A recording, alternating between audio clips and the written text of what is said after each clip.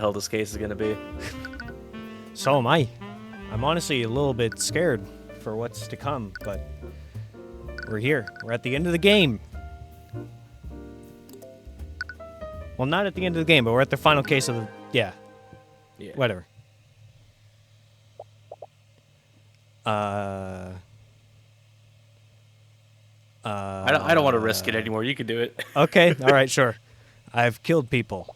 They were usually criminals or bandits, but it still frightened me how unaffected I was by their deaths. It always came so easily to me. I was good at it. A little too good. Okay, nice flex. People told me that taking the lives of others would be hard, but I never felt that uneasiness, not even once. It made me think that I was some kind of unfeeling monster. And maybe I am. But the time I spent with you filled me with more happiness than I could have ever dreamed of. Instead of taking lives, I could save them alongside you. It felt good to protect you. I felt needed when I knew you were were relying on me. I have a feeling this is what's her name? Oh fuck! How do I always forget her name? Celeste? Oh my god! Yes, Celeste? I don't know how I always forget her name. I'm 98% sure it was Celeste. Okay, then you can go ahead and take over. I'll take over. It made me feel like I was actually worth something to someone. And whenever I saw the light in your eyes, it filled my heart with a warm feeling that I never felt before. Oh yeah, this is definitely Celeste. Yeah. But it was too good to be true, wasn't it? In the end, I failed you. What the hell happened? I couldn't protect you just like I couldn't protect my father. I don't understand. What did you ever see in someone like me? Are we gonna have a protagonist switch? That's a fun start. And also, I'm noticing that we've switched from imperial numbers to Roman numerals for the final chapter here. I think. I've not been paying attention to that part. I've been playing Return of the Obra Dinn recently, so I like that game has taught me to pay attention to the most minute of details, like everywhere. I see. Tyrion? You still haven't gotten out of bed yet. It's almost noon. I think I just went to rest today. That's relatable. You've been saying that for the last 10 days. Gee, that's Tyrion's relatable. Depressed. Tyrion's depressed. Someone is actually here to see you. I mean, now I'm fucking blame him. Like, do you remember what happened last case? Yeah, I do. I remember shit hit the fan real bad. Oh, you should really get out of bed. Just give Tyrion a Snickers. He'll be fine. He's not he when he's not hungry. He's not him when he's hungry. Is it Timora? No. I'm still not really in the mood. Can you just send them away? Hey, she's okay. Thank God. That's a bit rude, but I suppose I can overlook it this time. Steelwind? As the prosecutor enters your room, you immediately leap out of your bed. You try to futilely clean your unkempt hair, but you're just making it worse. Tyrion, pants! God damn it. All right, sorry about that. We'll give you some time to ready your wheel. Wheel? I knew it was in a rub, but I certainly didn't expect this. I guess she was just referring to her and Celeste. I don't know. Oh, yeah. I know, I'm really worried about him. I empathize with his situation, but it's been a month already. Haven't tried speaking with him? He has opened up to you before. I did, but I think he's really broken up over what happened with Ruby. She's basically the closest thing he had to family. I see. Perhaps he just needs more time. After taking some time to make yourself presentable, you exit your room to greet the prosecutor properly this time. Sorry about that.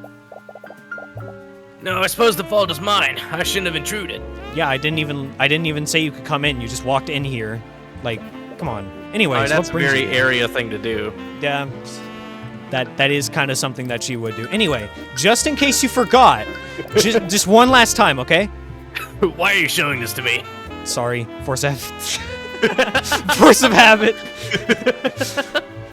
I fucking love the writers. Oh, we're great. Hey, doing well, Mr. Cuthbert? You seem... I'm fine. Of course.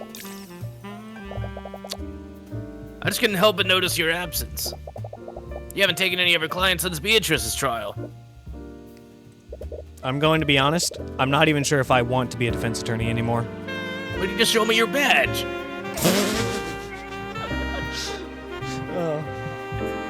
Okay. Yeah, I mean, as I said, force a habit. It doesn't matter if I want to be a defense attorney. Yeah. Yeah. What? Yeah, I don't know what the fuck I just said. Don't even try to. I've spent my whole life training. I've spent. Let me try that again. Okay. I've spent my whole life training to be one, but I was only doing it because someone else told me to. Did you not enjoy it? You are very skilled at it. I don't know. I've been trying to take some time to think about everything, but you still haven't found any answers. Have you considered becoming a prosecutor?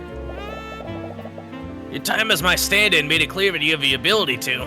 I just don't think Tyrion wants to be in the courtroom anymore, to be honest. Prosecutor.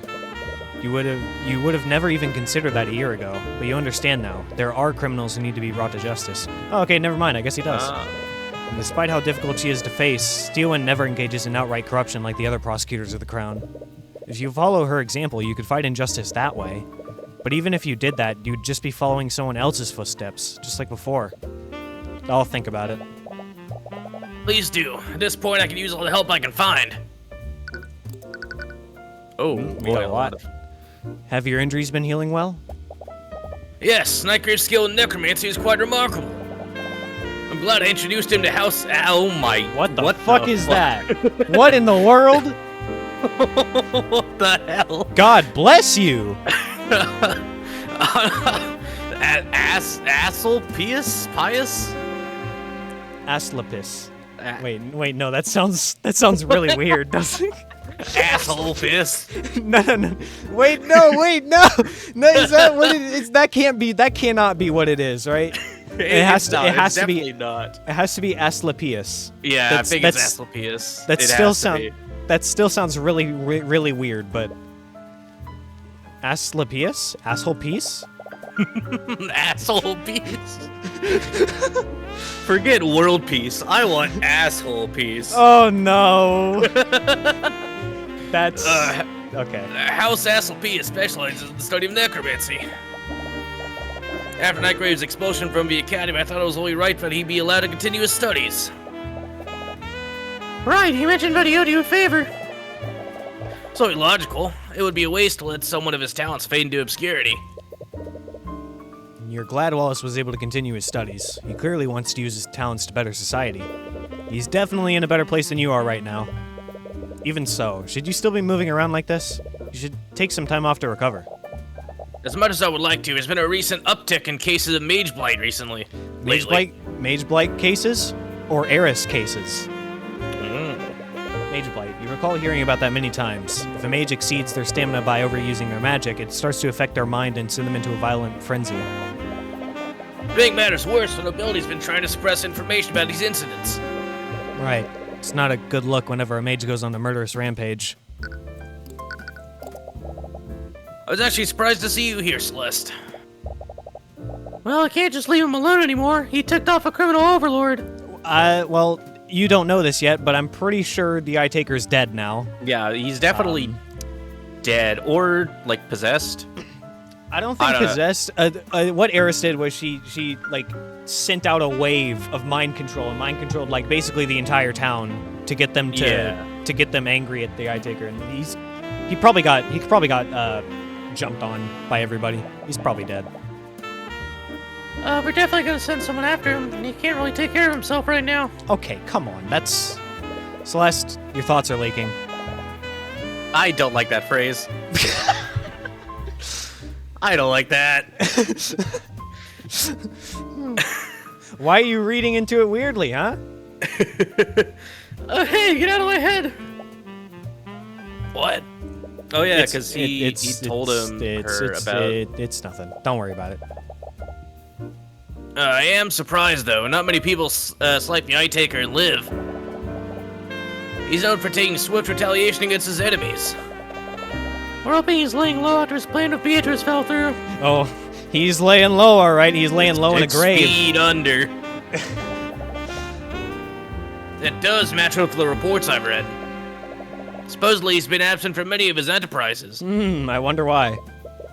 Either way, you're not looking forward to dealing with him. I mean, the only way we could deal with him is if Wallace revives him, but...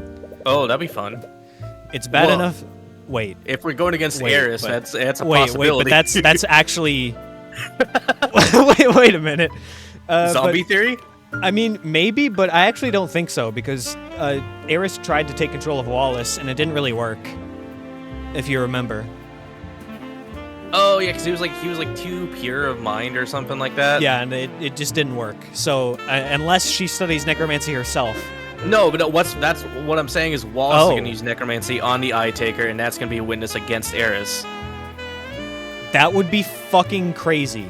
I hope that comes true. If it doesn't, I'll be a little bit disappointed. Now that you've put Hey, that listen, idea into my I head. was partially correct about monkey theory, so You know what? I just need to let you make all the theories. I can't make any theories anymore because clearly the theories that I make don't come true.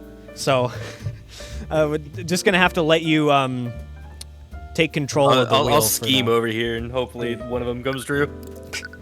You're rubbing your hands together right now. Yeah, a little bit. It's because it's fucking cold in my room. It is winter. By the way, Tyrion, Ruby sent another letter. Burn it. Do you want to? Burn it. Put it with the rest. Right. Have you spoken to her since the trial? I see, that does explain her recent mood. Right, you two probably see each other a lot. I've prosecuted a few of her clients recently, but it's clear she's not nearly as threatening as before. Could we talk about something else? Of course, my apologies. Oh, the tea's ready. Ouchies, my ears. Oh, thank you. Some tea sounds lovely right now.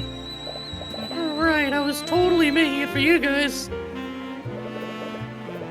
She walks to the cabinet in your kitchen. She takes out 2 more teacups. You guys better enjoy this. These are my last bags of... Whoa! As she walks over to you, she slips on a scroll case you left on the floor. What? She regains her balance, but the teacups slip out of her hands. The boiling liquid is airborne and heading right towards your face. Big Aqua! Celeste reacts immediately and points her index finger at the tea. Her magic take holds and the tea freezes just inches from your face. Holy shit, good reflexes. She breathes a sigh of relief and she brings the tea back into their cups. You really need to clean this place. I'm your bodyguard, not your maid. Alright, sorry about that. That was shaped liquid, wasn't it? Yeah. Oh, that's Concentration, ironic, 'cause yes. that's Yeah, the thing that's that the spell that killed her father. yeah. Oh, I never expected you to... I know, but it's just too convenient not to have. She's really opened her mind about learning new spells. You remember when you first met her? Back then, she only knew how to cast Mage Blade. She hated magic back then. Never imagined how diverse her repertoire would become. Another visitor? I'm already up. I'll check it. Well, whoever they are, I'm not giving them any more Lotus tea. You open the door and don't see anyone, but there's a letter in your mailbox. Take a closer look at the envelope. It's sealed with candle wax. Oh. There's a crest on it. It's the insignia of House Pierce. Ah. You quickly open the letter and read it. Despite supposedly being written by a noble, the paper has been torn in half, but the message is clear. I hope you understand. I would have never contacted you unless I had no other choice. I know the truth behind McCoy's true parentage, and I'm aware of how vital this information is to you.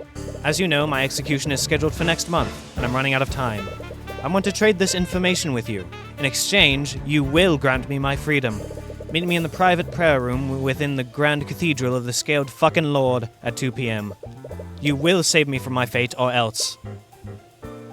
Or what? Or else. And This there's feels like there's a fucking trap. yeah, there's no period, so it has been torn. You will grant me my freedom. You will save me from my fate, or this. Okay. This has got to be a trap because Garrick Pierce has so much pride that there is no way he would defile himself to ask the fucking attorney that caught him to grant him his freedom. He has too much pride for that.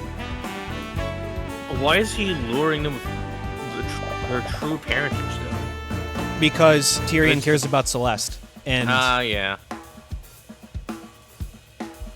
If he thinks for a second that we'd even think of helping him. I know how you feel, but aren't these the answers you've been looking for? See? The letter got him. I don't care, we're not going to help him. That was never an option, but there's clearly more to this.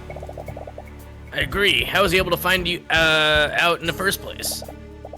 Truth is, Celeste have also been looking into your parentage. What? Why didn't you say anything? I'm sorry, but I didn't want to raise your hopes. And I was apparently right to do so. I couldn't find any information regarding your birth. So, if you couldn't find anything, how is Pierce able to? House Pierce is low in the political hierarchy. He doesn't have access to the resources I do. He does own the land of the McCoy Tavern is on. But frankly, this whole situation is quite suspect. And why would he ask for my help? I was the one who indicted him in the first place. Even if I did agree to help him, it would be nearly impossible for me to get him an acquittal. He must be desperate. His execution is scheduled for next month, after all. It's possible that he reached out to Timora as well. Still, I can't believe he'd set up a meeting at the Grand Cathedral today of all days. Why? What's happening there? Is her voice killing you? No, I'm good. Okay. All right. I'm sorry, but it's my place not to tell you. Oh, not my place to tell you. Fuck. Arya, can I talk with Tyrion alone for a minute? Of course, I'm sure you have much to discuss. I actually also have business at the cathedral today. I can't believe he'd use that as an opportunity. What the? Okay. All right. I'll be taking my leave. Oh, Oh wait, no. I think I know what it is. Probably. he's getting married today? No. Yeah. That's where my mind went. It's probably like Aster and Arya's official wedding. Yeah. I'm sorry. I'm sure this is just bringing up bad memories for you. We should meet with him. What? We're not going to help him, obviously, but I had an idea. He's probably really scared of his execution, right? And he's desperate enough to ask you for help. I suppose that's true. So think about how stressed he would be if you showed up and refused to help him. I could use the Eye of Horus on him. We can get the info we need without having to give him anything. But are you really okay with this? You'll have to see him again. Yeah, I'll manage. And it'll be worth it if we can finally get the answers I'm looking for. You've already gotten her hopes up, but there's no guarantee that he actually knows the truth. He could just be bluffing to get you to help him. But if he does know, you can't just ignore this. You need to verify his claims yourself.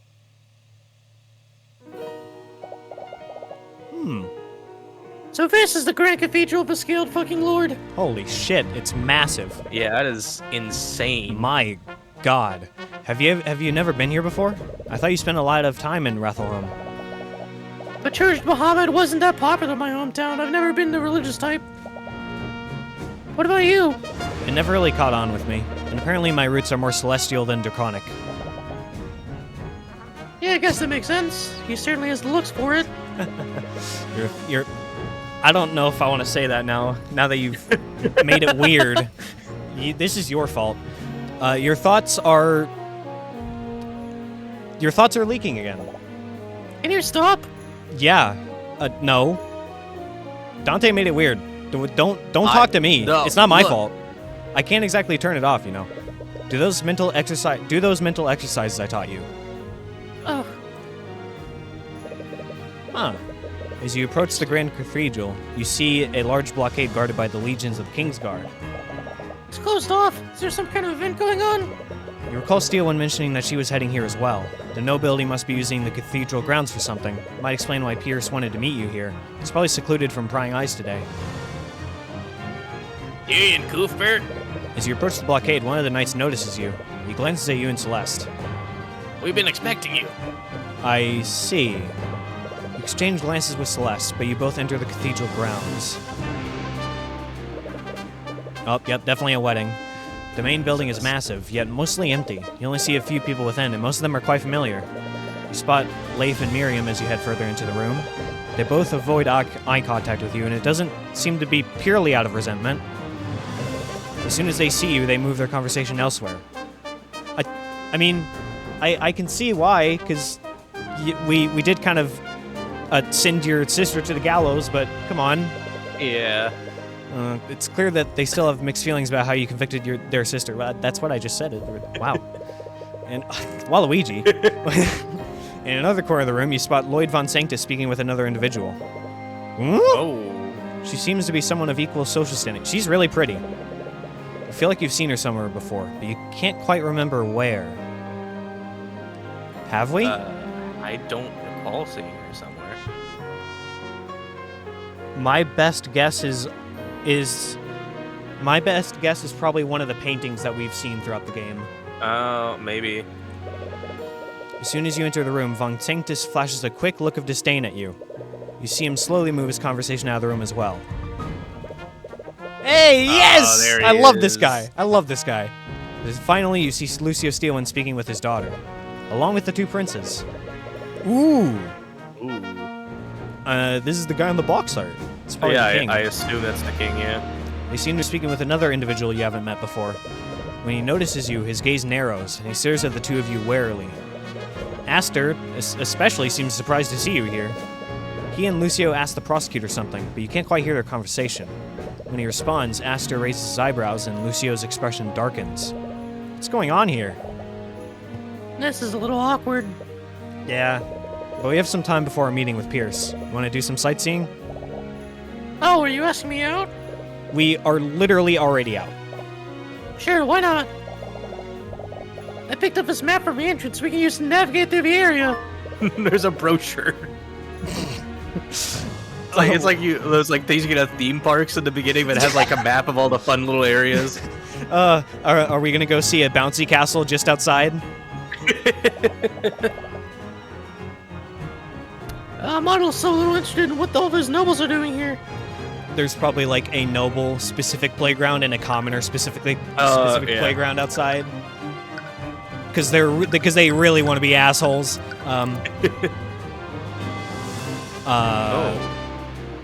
There's no connectors, so it's just kind of stuff around. Yeah, I don't know if that's like the building or if this is all like. Well, I guess this has to. I assume this whole area is the building then. Yeah, all right, well, we're at the entrance, and this is probably the nave. I don't know what that term is, but it is strange. Perhaps someone could tell you more. I think I saw Arya over there. We should go say hi. As you approach the group, the Grand General and the unnamed noble stare at the two of you.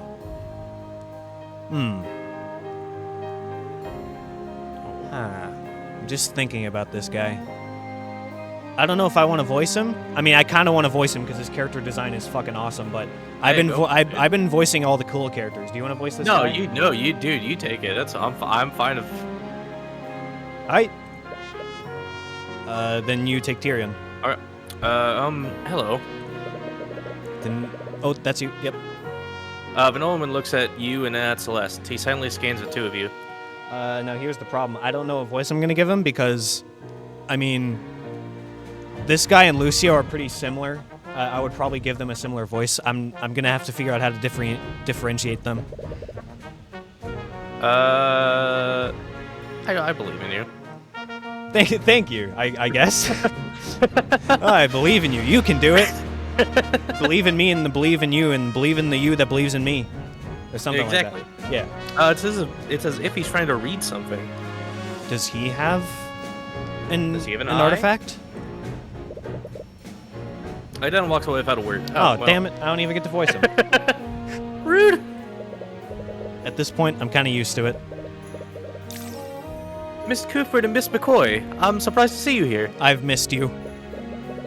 What? I thought you were the one who invited them. I'm sad to say that I didn't. Although I am happy to see you two nonetheless. What brings you to the Grand Cathedral today? We were actually invited by another noble. We have a meeting with him. What? None of the people here are allowed to invite guests. Why didn't the guards stop you? Oh, they said they were expecting us. What? It was Lord Pierce who invited them. Pierce, that little! And to think I granted his request for temporary release. I'm sure he meant no disrespect by it. He probably had his reasons. How can you say that? This is the day of your... He stops himself mid-sentence and clears his throat. Make no mistake, even if he is a dead man, I will have words with him about this. I have to ask, why are all these nobles gathered here? You've taken over the entire Grand Cathedral. As you ask that question, everyone seems tense up. The prosecutor awkwardly looks at the two princes. Prince Alaric avoids eye contact with everyone and just stares at the ground. I'm sorry, but I'm not at liberty to tell you that. Why is this a secret? That's what I was about to say. Like, why is everybody tense about this wedding? I guess it could be that they're afraid of a terrorist attack, maybe, Maybe. I don't know. and they want to keep it a secret. I don't know. Oh, well, maybe. Oh, I might actually be matter right of- on that one. It's a matter of public safety. I see. It's a little strange, but you can read the room. Prying isn't the best thing to do right now. You said that Lord Pierce invited you here? For what reason? I can't really tell you that. You will tell us if it poses a threat to the nobles in attendance. Please, Lord Steelwater, there's no need for that. Mr. Cuthbert would never do anything to put anyone's life in danger. As you wish, your majesty. Is this the reason why Pierce asked for temporary release? Interesting. So Pierce was temporarily released to attend whatever this is. He could have met with you in his cell, but perhaps he wanted to be away from prying eyes. Lady Steelwind, your majesty, the High Speaker's ready to speak with you. God damn it. This sprite is so funny. Wonderful. I've been looking forward to this all day. That's literally going to break her, Aster. That's going to break her. Saying that you've been looking forward to this, that's literally going to just, like, Does he still think evaporate that her. she hates her guts? Like, I don't know, man. shall we go together, Miss Steelwind? Never mind. That's going to break her. Yep. Yes, your majesty. She would like to accompany you. Fucking idiot. Well, wonderful. We shouldn't keep him waiting. Okay. Scared fucking lord. How does she plan to marry him if she can't even speak properly in his presence? Honestly, I also have something important to do. Good day to you, commoners. he's going towards the washrooms. I will be taking my leave as well, but make no mistake, my men will be keeping an eye on you two. Everyone has left the room now. Perhaps you should move somewhere else. No. There's an altar at the end of the room. A religious figure would probably give a sermon here. There are rows upon rows of seating for worshippers to sit at. At full capacity, this room could probably host thousands of people at a time. Thousands? I don't know about that one, but Yeah. I mean, there are a lot of seats, but Yeah. common room. Oh no. Oh, what are you doing here? Did you follow us? Not intentionally. You take Tyrion? Trust me, you're the last person we wanted to see today. I guess I'll have to take this character because you seem to not want to give male voices to the female characters, so. Unless you want to voice this character. I can give it a shot, yeah. Okay. Hush now, Von Sanctus. We're here by chance is because the cosmic balance wills it so. Ugh, not this again. I'm voicing Von Sanctus. Oh yeah, I should voice Tyrion. Okay, sorry. Yeah. I don't think I had to think about the numbers in my head. I'm Coraline Sybil, Lady of the House of Sybil. I feel like we've heard the name Sybil before, but I can't. Maybe. But I can't remember where.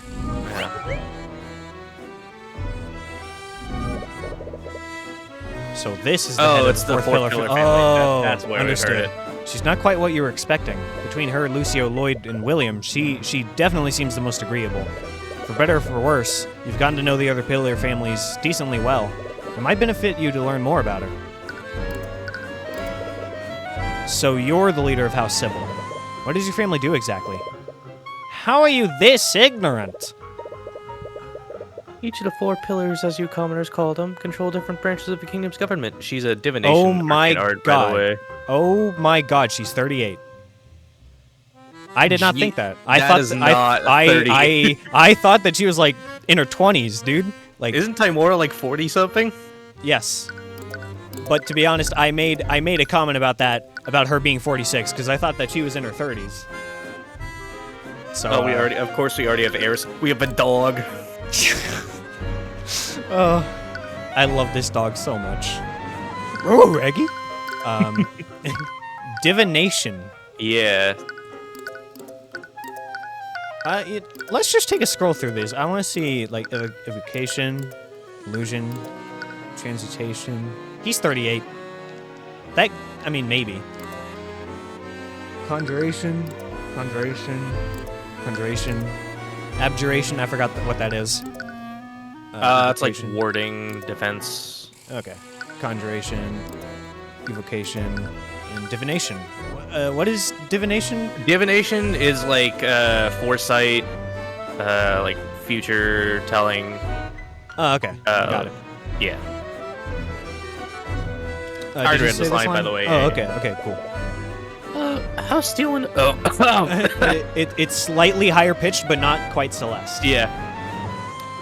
House Steelwind oversees national defense and law enforcement. It was lower pitched than that, actually. Fuck. Okay.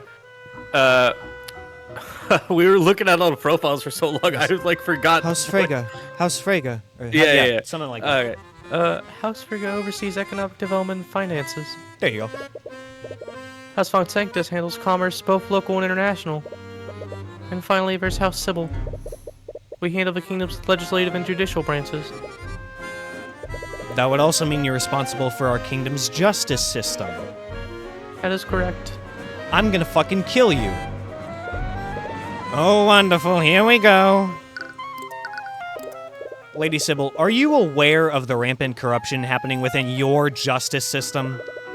I suppose it's only inevitable you see it that way.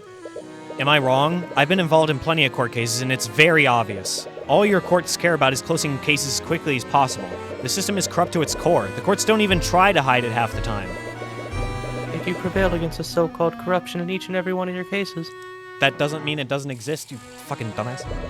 Only against every conceivable odd, and I can't be everywhere. Do you have any idea how many commoners are falsely convicted every day? if they're convicted under my system, it's only because the cosmic balance deems it so. Oh my god. I hate you already. Look at my orb. I don't fucking care about your orb. My attorney's badge is better in every single conceivable way. I just hope you know that. What are you even talking about? The cosmic balance is the natural order of things. Under it, the guilty are punished while the innocent are protected. And yet, when a noble commits a crime, they only need to waive their influence to escape any consequences, all while their victims are forced to suffer in silence. Or worse, an innocent commoner is framed for the crime.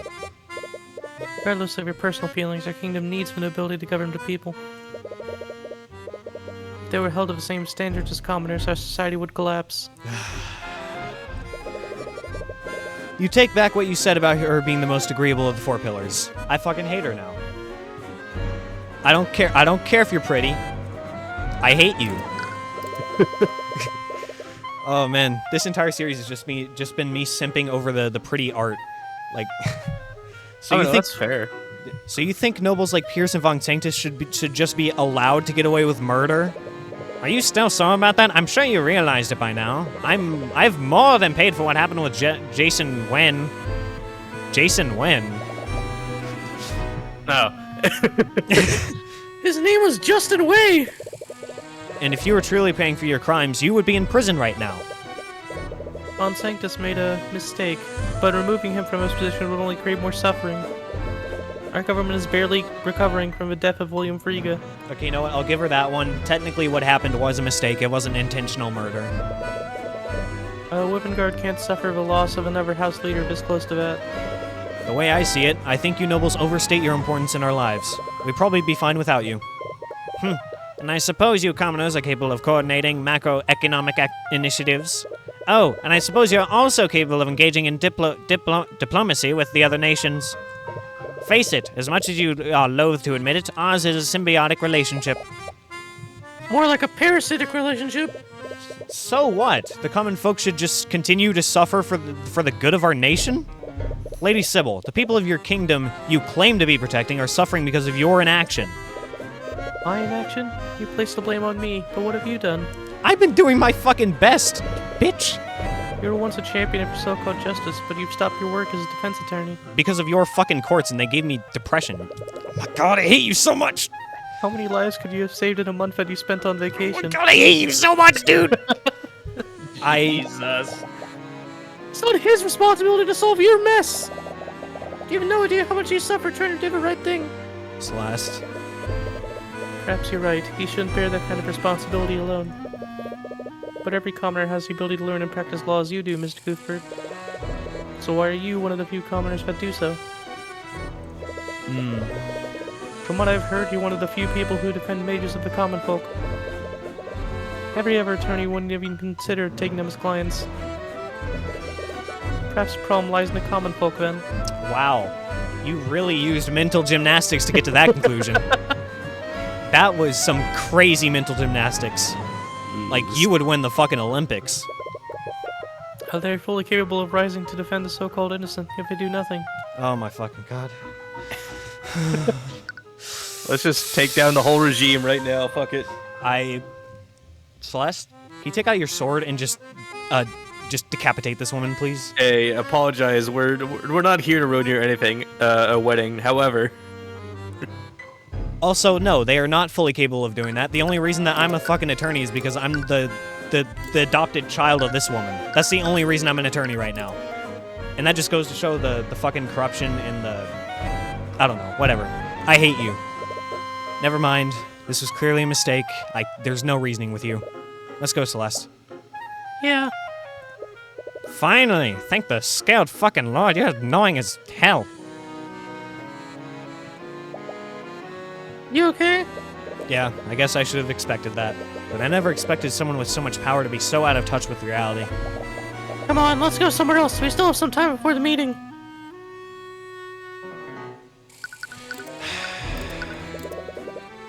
What do you think about this? It's not my role to speak of such things. In other words, he has nothing to say about it. You're not even worthy of looking at my defense attorney's badge. Go fuck yourself. Ooh, a Pegasus with a party hat on it. A party hat. What in the world? You find yourself in the Grand Cathedral's garden and stumble upon a strange statue. Wow, that's a little out of place. What even is it? They're still alive, huh? If my memory's correct, it's a Pegasus. Ah! Hello, friends. Yes, Tracker, hello. As you inspect the contemporary piece of artwork, you're startled by a familiar voice. Oh no, and it looks like she's not alone either. Along with Eris, she seems to be accompanied by both of her... What the fuck is this? Super Smash Brothers? Jesus. Everybody is here. I'm trying to do the... Okay, Beatrice, Eris, you have Tracker, Celeste, and...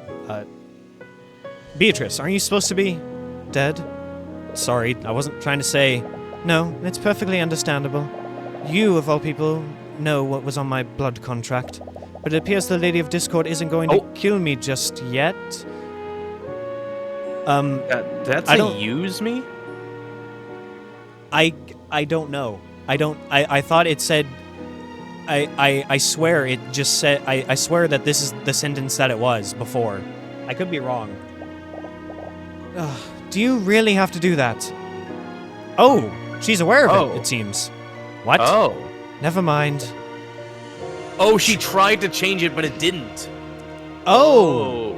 That's what's going on. Okay, so Beatrice has some influence over this, it seems. Right. It's a little awkward speaking to the Frege sisters after everything that's happened. But they don't seem hostile, and all things considered, you prefer their company over Sybil's.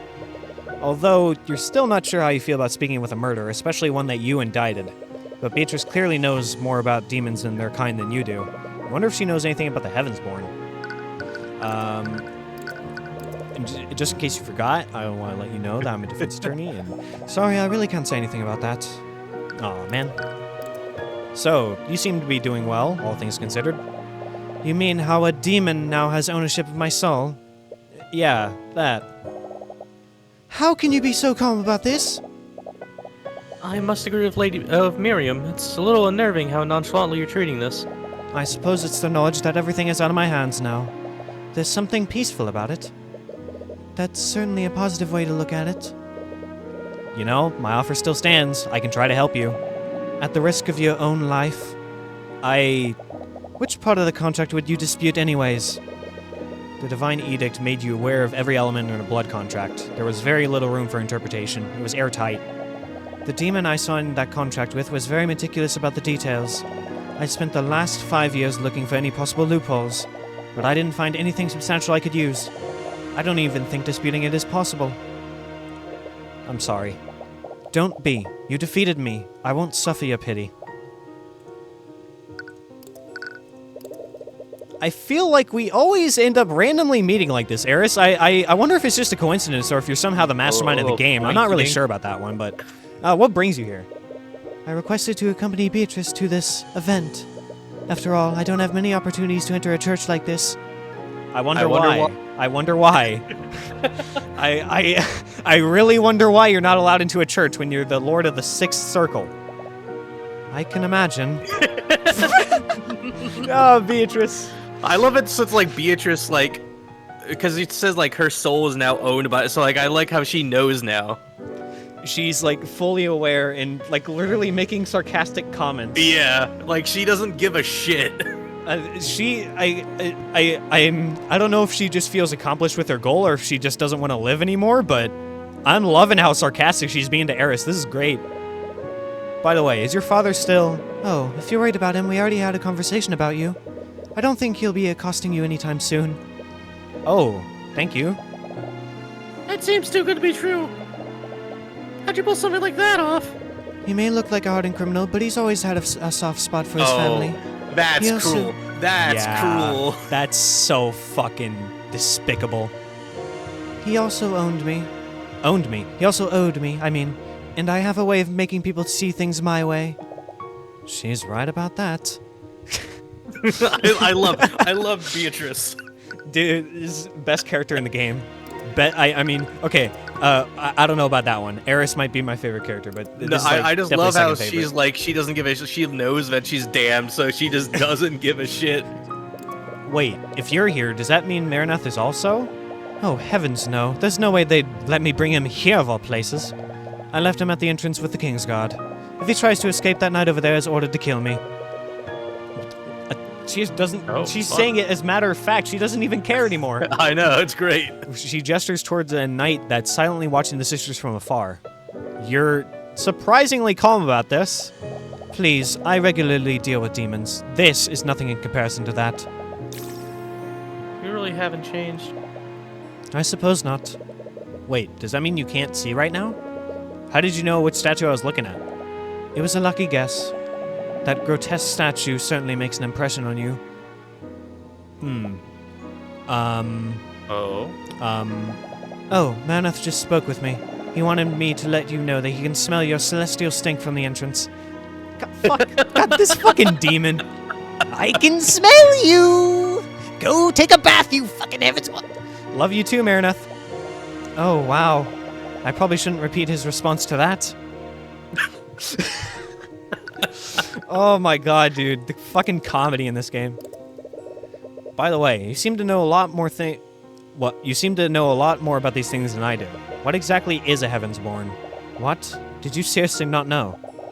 But you know how to issue a divine edict. That's a very advanced technique. It sort of came to me in the moment. What? Anyways, Oh, I'm shit. quite surprised you don't know about your lineage. Perhaps my mother knew, but I lost her when I was really young. I hate you. I see. You have my condolences. But to answer your question, a Heavensborn is a human whose bloodline has been touched by the gods. Gods? You mean like the scaled fucking lord? No, I'm speaking of the actual gods. Beatrice, you can't say that here. Oh, come off it. What's the church going to do? Arrest me?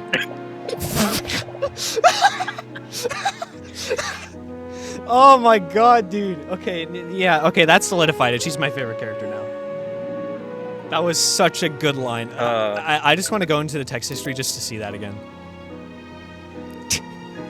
What's the church going to do? Arrest me? Anyways, your blood has been touched by the celestial of the upper planes. Much like my soul is bound to the abyssal hells, your soul is concentrated and tied to the heavens. The heavens? Is that why you're able to use the Eye of Horus? Is it some kind of angelic power? Make no mistake, though. If you find yourself in the wrong circumstances, even you can be sent to hell. The Church of Bahamut is prominent in Wyvengard, but this is the first time I've heard of the Celestial Gods. Ah, that makes sense. It's probably because of Wyvengard's bloody history with the theocracy of Lumina. The theocracy? Aren't they the nation east of us? Yes. The Luminites worship the Celestial Gods, while our people worship the ancient fucking dragons. A few centuries ago, our nation was locked in a bitter war with the Luminites. Even now, the Crown sees the celestial religions as a threat to our draconic culture. The Church has done its best to wipe out any religions that worship the Celestials. I see. But if your bloodline is blessed by the Celestials, does that mean that our kids will also be Heavensborn? Okay. Jesus wha- Christ, okay, whoa. I suppose so. I think my mother was also it. Wait, what did you say? Your kids! I asked if your kids will be Heavensborn. Oh. I love this dude. I must have misheard you then. Wow. If only you were always this easy to lie to, Jesus Christ. Oh my god, dude, she's so funny. She's so funny right now. Damn. Anyways, I'm a little curious about the theocracy of Lumina. It's one of those. If they worship Celestials there, would I find other Heavensborn there? Heavensborn aren't that common there either. Frankly, I'm surprised that there's even one Heavensborn living in Wyvengard. How did your bloodline even find its way here? I suppose I don't really know. My mother never told me much about her ancestry. That makes sense. If the Church of Bahamut knew what you were, they would have definitely hunted you down. Great. Last thing you need is another faction that wants to kill you. Anyways, travel into and out of Wyvengard is technically illegal.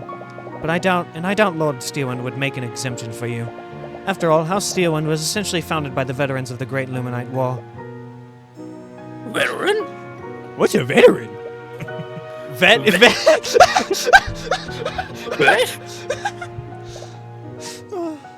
Oh no. Oh my god, this game is so funny.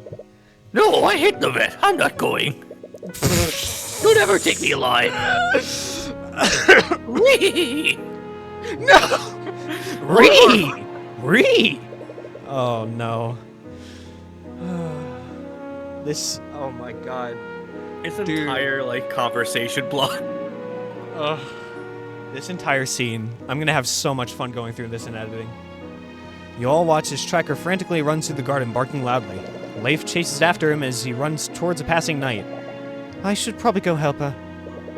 It's almost 2 p.m. anyways. We should head to the prayer room. Thank you for answering my questions, Beatrice. Please let me know if there's anything I can do to help you with your situation.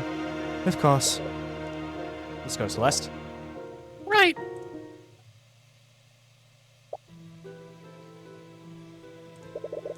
Try not to look so down. It's almost time for the main event.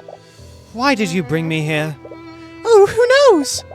Whatever you're planning to make me do, please don't make me harm my sisters. You're in no position to make demands. You'll just have to see for yourself. Stay safe, Mr. Cuthbert. Well, I think we're about to get to the point where that was the intro cutscene.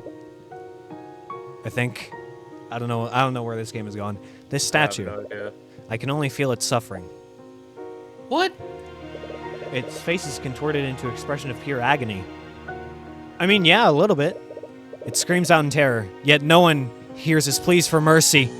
Someone ignorant of its plight has placed some sort of vain party hat upon its head. What the fuck is it? It's as if they're mocking its torment, like some kind of demon torturing a poor soul in the fields of Avernus. What are you even saying? I'm sorry. I need to take a moment to think about what I've just witnessed here. We all should. Alright, Tyrion, you go do that. What the... What in the world? Okay. Arcanum. Let's just go. Let's just get this over with. Are you ready, kids? Aye, aye, Captain. At least I hope so. If it becomes too much for you, don't hesitate to leave. I only need a few moments to look into his mind. No, I'm the one who asked you to do this. And I'm not gonna leave you alone with him. All right, if that's what you want.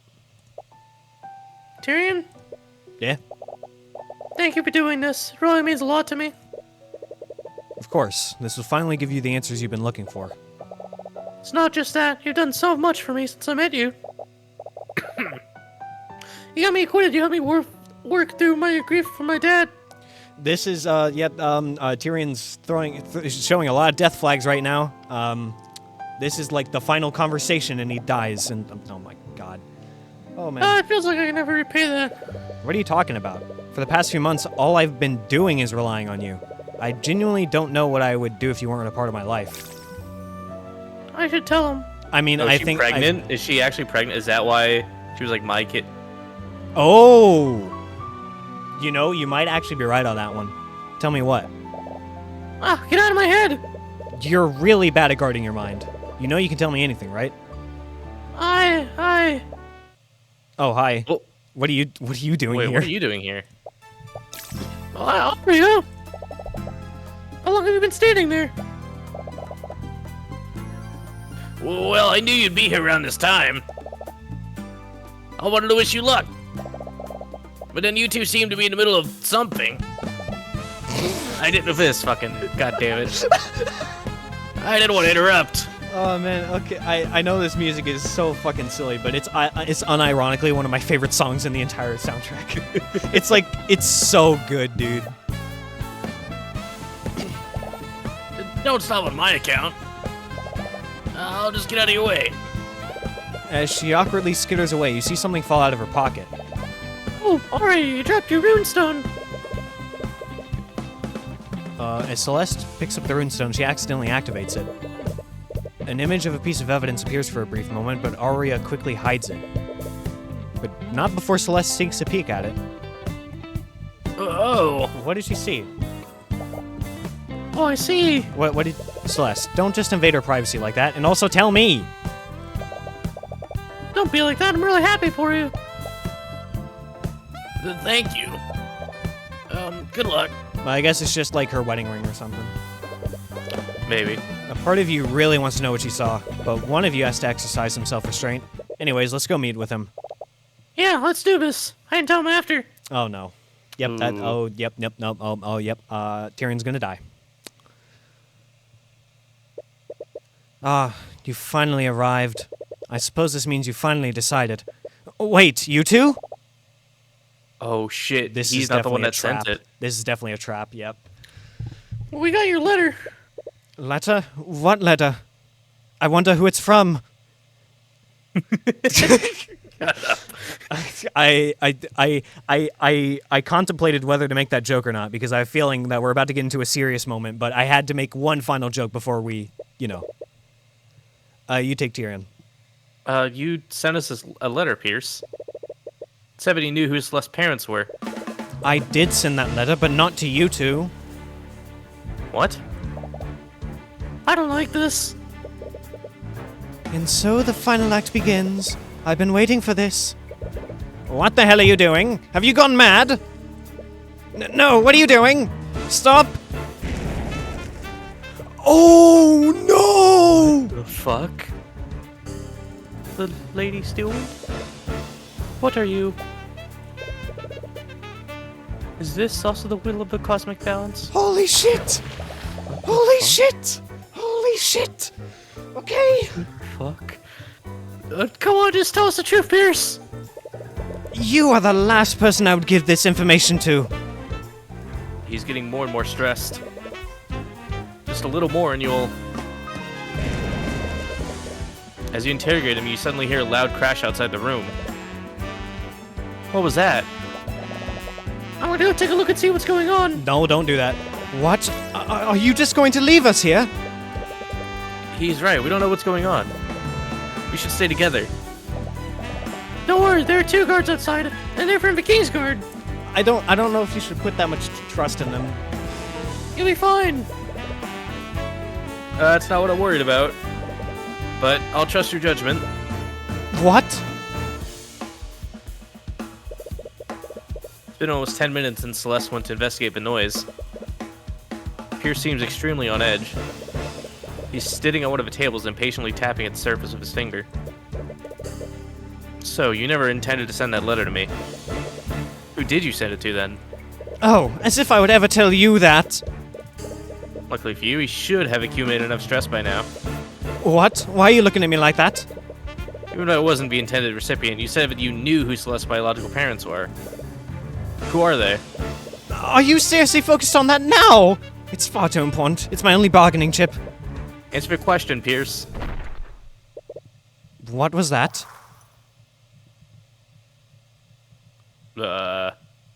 Somnia. Well, what is this? A blue luminous vapor enters the room. As soon as it makes contact with you, you suddenly feel extremely fatigued. Damn it, it's a sleep spell. Oh no. Oh boy. I miscalculated. No, if they got here, that means Celeste. Try hard to stay conscious, but the spell's too powerful. Feel your body slowly dropping to the ground. No. Oh. Beatrice? So only 3 point. Oh, alright, cool. Interesting. What the hell is about to happen? Rian. Tyrion. What? Celeste? Tyrion, I'm so sorry. I should have listened to you. I should have never left you alone with him. Hey, it's okay. Tears are streaming down her eyes. She was clearly worried about you. You try your best to comfort her as you look around the room. What happened? Oh. How long were you knocked out? As you look around, you see other people, several... Oh. There's body tape. Oh, are you getting blamed for the murder of Garrick Pierce? Possibly, yeah. Yeah, I think so. As you look around, you see several other people with you. Commander White is leading a group of knights. Never mind. They all have their weapons drawn and pointed at someone. It's Oh. I had a feeling since the beginning of the game that she was going to be a defendant at some point. It's Prosecutor Steelwind. Commander, I understand your position, but there has to be another explanation. Look, Your Majesty, I get where you're coming from, but from the witnesses have told us, it has to have been a case of mage blight. You look around the room and see a pool of blood at the end of one of the tables. Celeste, where's Pierce? Tyrion. I don't know how to tell you this, kid, but Garrick Pierce is dead. What? We're honestly surprised that you're okay. But who? You look at the knights who all have their weapons pointed at the prosecutor. Wait a minute. You think Steelwind did this? It wasn't just Lord Pierce, Mr. Cuthbert. We just found the bodies of Lord Von Sanctus and Lady Sybil. Oh, jeez. Yeah. Not to mention a bunch of the Kingsguard have gone comatose. Comatose? I don't want to believe it, but several people saw Steelwind acting off at the scenes of each of the murders. We also found her unconscious here. And Pierce's body was lying next to her. No, it wasn't her. I saw Beatrice before I passed out. She was the one that knocked us out. Beatrice? What the hell is going on? Commander White, you need to put me in a holding cell. It needs to be one with an anti-magic field. What? I'm a danger to everyone here. We need to go now. What are you talking about? Now is not the time. Do it, Commander. Right. You watch as the Inquisition arrests Steelwind and escort her out of the room. Damn it, what happened? I know you have many questions, Mr. Cuthbert, but we should make sure that you're okay. Yeah, there's a necromancer in the nave. They have a point. You have no idea what happened while you were asleep. You follow their suggestion, but not before making a note of the current time. It's 3:12 p.m. So, about 40 minutes out. Ooh. Oh my god. Definitely looks like a necromancer. Who is this mysterious fella? He looks like the fucking protagonist of a webtoon. He looks like a Fire Emblem character. This guy could fit right into Super Smash Brothers. Do you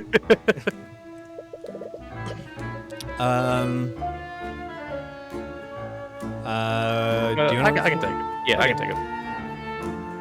Nothing seems to be out of the ordinary, except... What? What's wrong with him? you would just let me finish. There appears to be a trace of necromancy on you, Mr. Cuthbert.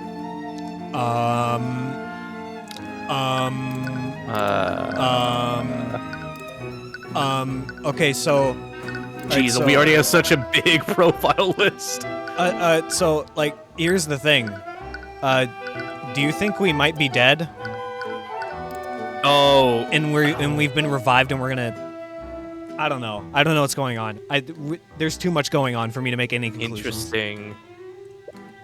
Necromancy? It's probably nothing. Did your assistant cast any spells on you? Oh, right, I used healing magic on him when I found him unconscious. Okay, that's it. Never mind. I expect as much, but it never hurts to make sure. Anyways, nothing seems out of the ordinary. You're quite healthy. You should be fine to go about your business, but please speak with me again if you experience anything out of the ordinary. Thank you. Lord Lazarek... oh, it's this guy. I'm Lord Lazarek Asclepius of House Asclepius. This guy's character design is fucking awesome. I love the teal highlights. Yeah. And there's no need for thanks. My apprentice apparently owes you a lot. Wallace. Yeah. Apprentice? Wallace Nightgrave. I believe he was one of your clients a few months ago. Alright, Steelwind did mention that she introduced you to. Speaking of Steelwind, I really find it hard to believe that she did this. Mr. Cuthbert, mage blight isn't exactly a benign condition. When it takes hold of a mage, it doesn't matter what kind of person they are. Violent behavior is almost always a result of a delirium it puts them in. It's unfortunate, but mages have to be held responsible when cases like this happen. Unless someone is framing her. To Tyrion, I fought her. What? Do you remember back when we heard that weird sound? I went outside to see what was going on. I saw her outside and the guards were all unconscious. I tried to ask her what was going on, but she didn't say anything. She just attacked me. What was her emotional state like? Oh. Well, she was pretty cold and emotionless. Almost looked like she was sleepwalking. That's actually pretty strange. What do you mean? When someone is affected by mage blight, they enter a state of extreme psychosis. Psychotic episodes like that raise the effect of mages' paranoia to ridiculous levels. That's why the cases almost always end up in violence. If she was affected by mage blight, she shouldn't have looked anywhere near as calm as you're describing. You might be onto something, Mr. Cuthbert. If what you're saying is true, there has to be more to this. You're planning to defend her, aren't you? At the very least, we need to find out what actually happened. I feel like there's more to this than we're seeing. But you saw her, right? Commander, why you need to put me in a holding cell? It needs to be one of an anti-magic field. What? I'm a danger to everyone here. We need to go now. She wanted them to arrest her. Right. It's as if she thought she was a danger to others. Regardless of what really happened, she clearly believes that she was responsible for this. There's no way that she'd do something like this. Something else is happening here, and you will get to the bottom of this. I'm not sure where each of the murders occurred, but the Inquisition should be able to tell you more about that. You also need to speak with Steelwind. If she really was affected by mage blight, she should be able to remember what may have caused it. Anyways, the prayer room is the room you're most familiar with. Probably want to start there. Damn, Waluigi's dead. Yeah. I can't voice Waluigi anymore. Damn. That's rough. Come on, before we go anywhere, can you look at the sleep spell again? Because I think the sleep spell had like a time on it.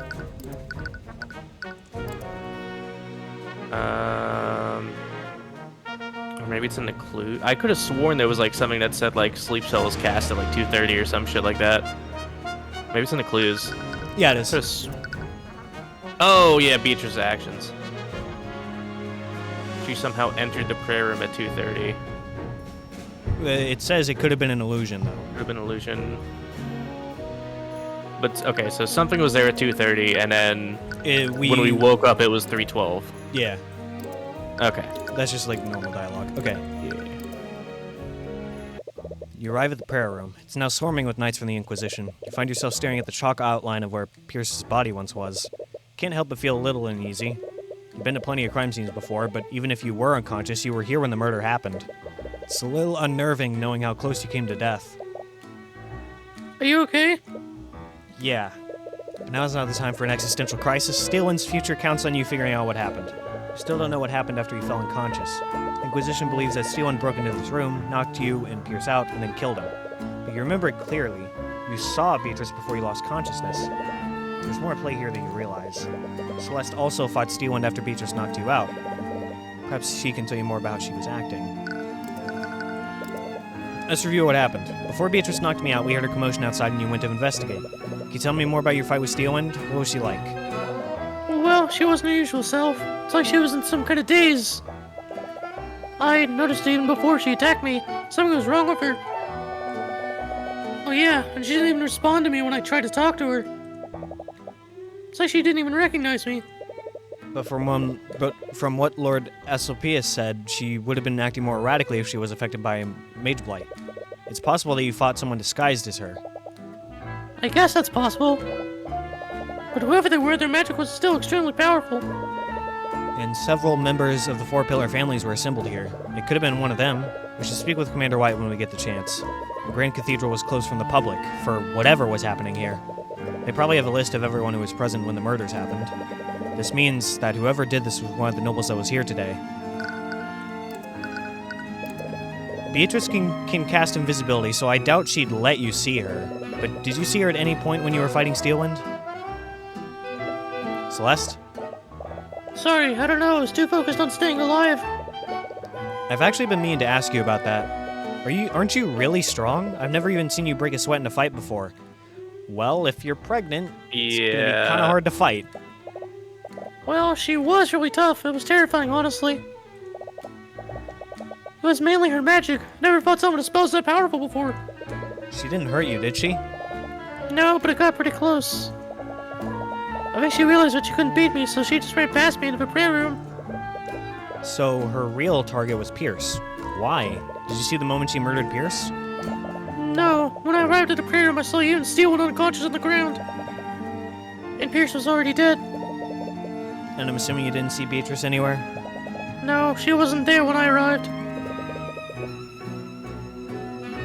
How did she leave the prayer room without Celeste noticing? Did she turn herself invisible?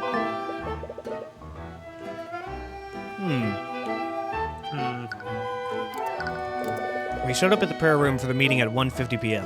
Then we interrogated Pierce for about half an hour. That's when we heard the commotion outside, and you went to investigate it. Right. I think Beatrice knocked me and Pierce out 10 minutes after that. How long did you fight Steelwind before she pushed past you? We definitely fought for a while. Must have been at least 20 minutes. After that, she gave up on fighting me and ran into the prayer room. Which means that Beatrice somehow got into the room during your fight. That discounts my theory of her disguising herself as Steelwind. You regained consciousness at 3:12 p.m. That means you were knocked out for more than 40 minutes. There's still a lot of unknowns about what happened. You'll need all the pieces if you want to put this puzzle together. Let's just go ahead and examine, I guess. There are lanterns hanging around the room. They're still lit. There are 3 stained glass windows. They look quite nice. Thank you, Tyrion. Really insightful dialogue there. There's a chalk outline where Pierce's body probably was. Looks like he was sitting against this altar when he died. The blood stain seems to imply that the fatal wound probably came from his chest. And an autopsy report would really be helpful here. Just ask the commander for a copy of it the next time you see him. Okay, well. Arcane. Oh. My, that's a lot of magic. There are traces of conjuration magic all over the room. That must have been left by Beatrice's sleep spell. Oh, there's traces of transportation here. It's all over the area around his body. Interesting. Did the murderer wound him using a transmutation spell? There's a trace of necromancy on the ground here. It's probably from when I tried to heal you. Okay. Anyways, it looks like you found everything you can here. You should move and take a closer look at the other crime scenes. Okay. Oh my god. What? The common room, it's been burnt. Oh, yeah. I didn't even notice that. I was just scrolling through. Yeah. Holy shit, Arya is powerful. That is terrifying. Jesus. You retrace your footsteps and find the common room. This was the last place you saw Von Sanctus' Sybil before everything happened. Look around and see that most of the room has been entirely scorched. You can still smell the scent of burnt cloth and flesh in the air. What happened here? Was there some kind of fire? No, it couldn't be. Yeah, we think the perp lit a fire using magic. As you enter the room, Commander White approaches you. He seems to be accompanied by the typical Legion of Knights. Commander White. Hey, kid. You investigating what happened too? Something like that. We just want to figure out what really happened. You and me both. Nothing about this case makes any damn sense. I'll be honest, I could really use your help in trying to figure this out. Honestly, you're not sure who you can trust at this point, but the commander is leading the investigation, and he's bound to have information that will be useful to you. We're gonna gumshoe the hell out of this guy. This whole situation is a damned mess. You take Tyrion. Alright. Has the Inquisition found any clues to explain what happened? We only have the basic stuff so far, and we've only just received the autopsy reports. That's still pretty useful. Do you have copies of them? Sure, knock yourselves out. 245, okay. Cause of deadly blood loss. A shard of frozen liquid was found stabbed through his heart. Interesting. Interesting. Very similar to... The very ironic. Yeah. Died Sybil. at 218. 218, yeah, so this was like during the commotion if it happened. Yeah, I guess that does make sense. Suffocation. Was found floating. That's why we heard the water sound effect. Yeah, transmutation, evocation, and necromancy. Died at 205. 205, also suffocation. Oh my god. A small trace of evocation magic and a burn mark were found on the victim's left shoulder. Traces of abjuration magic were found on and around the body. I guess he tried to defend himself. Yeah. Wait. Pierce was killed. Wait, no, that's you. Okay. Wait, Pierce was killed with a frozen blade? Isn't that similar to how he killed Flintheart? Sorry, I didn't mean to. No, it's okay. Still strange, though. Why would the murderer kill Pierce using such a convoluted method? If Steelwood really was affected by Mage Blade, she wouldn't have done something like that. Oh, Eris is having her fun. Anyways, the times of the death also seem to tell a story. If we look at the reports, the murderer must have killed Von Sanctus, then Sybil, then Pierce in that order. Yeah, that's our working theory too. If we look at this map, we can see where the prayer room and the common room are. Lady Sybil's body was found in a lake west of here. But since the Grand Cathedral was built on a cliff, there isn't an easy way to get there in such a short amount of time. So it raises my next question. How did Sybil's body end up in the lake? Well, Oh, yeah, she threw... Sybil from the balcony. Yeah. The Grand Cathedral was built on a cliff over the lake. And the westward balcony just happens to be right over it. Yeah, and I guess that makes sense. We even saw a witness who saw Steelwind there. Really? Who was it? It was High Speaker Theon Arceus. Ooh, Oh, character. high speaker. I'm I don't gonna think we have actually. him yet. I'm gonna make an assumption here. Actually, I think that the guy that we saw, that we thought was the king, I think that might actually be the high speaker, not the king. Oh, interesting. I mean, he could be the king, but High speaker. He's the shot caller of the Church of Bahamut, and he stands at the top of the religious hierarchy from what I hear. He spotted Steelwind near the west balcony and noticed that she was acting suspiciously. He called out to her, but she ignored him. So she knew that he saw her, but she didn't attack him? Yeah, he really lucked out. But if she was having a psychotic episode, he would have noticed that. From what you said, all she did was ignore him. You're right, this whole Mage Blight story doesn't really add up. Either way, we'll just have to talk to him directly to find out more. Putting that aside, there's something else that's strange. What's that? It's about the order that the murders occurred in. What's strange about the order of the murders? The murder killed Von Sanctus, Sybil, and Pierce in that order.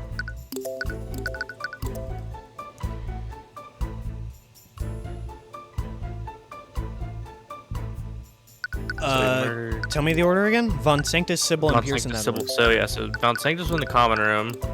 No, I feel like that does make sense. Kill him in the common room, go to the balcony, and then go to the prayer room. Well, yes, but the common room was at 2:05, balcony was at 2:18, and then prayer room was at 2:45.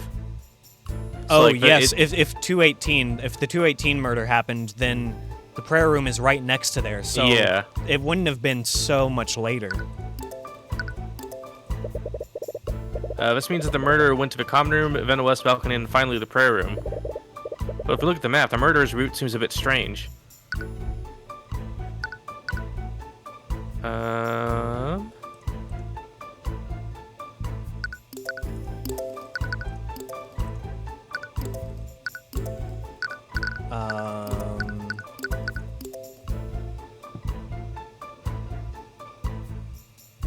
I'm honestly not really sure what's so strange about that. Let's go through our options. Killed Von Sanctus, killed Sybil. Well, that's definitely not right. Magic, easily. Second.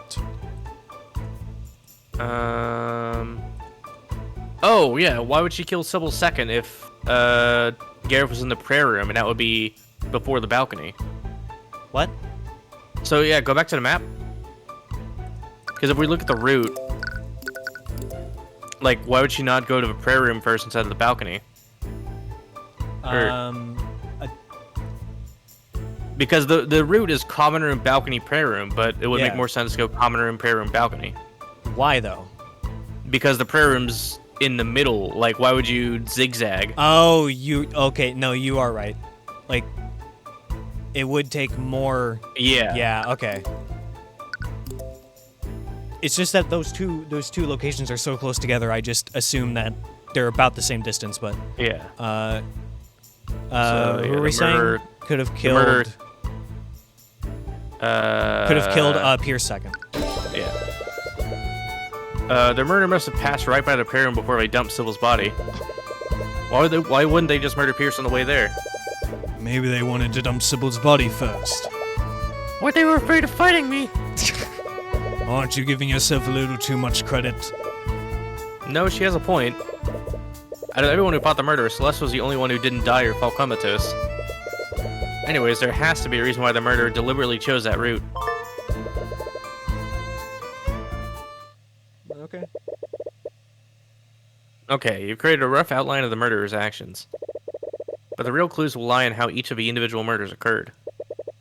And that starts to figure out how Von Sanctus was murdered. Well, I mean, we have the autopsy report, but... How did the Inquisition find out about the murders anyways? Did a witness come across the bodies? It all started when Prince Alaric ran up to us. He told us that he saw a fire breaking out in the common room. He also saw Steelwind there, but when he tried to talk to her, she hit him with some kind of spell. She attacked one of the princes? Yeah, but it didn't look like she hurt him. That guy from House, Asclepius inspected him and he told us he wasn't injured. Yeah, but he's okay. But wouldn't Arya have used a more violent spell if she was being affected by Mage Blight? It's possible she was throwing spells randomly and he just happened to get really lucky. I suppose that's possible. But was there anyone else nearby when this happened? I would have expected a Prince of Wivengard to be under constant guard. Yeah, that was kind of my mistake. I ordered the knights to give him some space considering what just happened. And that would be... Sorry, kid. If you don't know, it's not my place to tell you. God damn it, tell me! Jesus. I have orders from the top to stay quiet about that. But it looks like you'll need to ask someone higher up. It's still strange, though. Why were all these nobles gathered here? Anyways, whatever the perp hit him with, it only put him in a daze. He could barely walk or talk. He couldn't even approach us until the spell had worn off. And the weirdest part about it all is that he was pretty close to where we were. But for some reason, we didn't find him until after the spell wore off. It must have been traumatic. I hope he's okay. But why didn't anyone see him during this time? After he told us about what was happening, we went to put out the fires. And that's when we saw a bunch of guards knocked out outside the prayer room. Did you see me? No, this all happened around 3:10 p.m.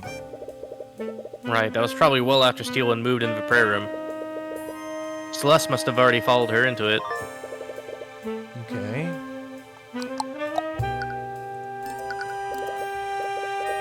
When you arrested Steelwind, I recall you mentioning that a bunch of guards were comatose. Did the murderer use some kind of spell to knock them out? I don't think so, and I'm just as lost as you are about that. Some of the victims didn't have any magical traces on them, so we know that they're not under the effects of a spell, but they still haven't woken up. Demon magic. That's odd to say the least. Is there any common thread between the knights who fell comatose? That might help us deduce what happened to them. Well, we found all of them at the locations where Steelwind was spotted.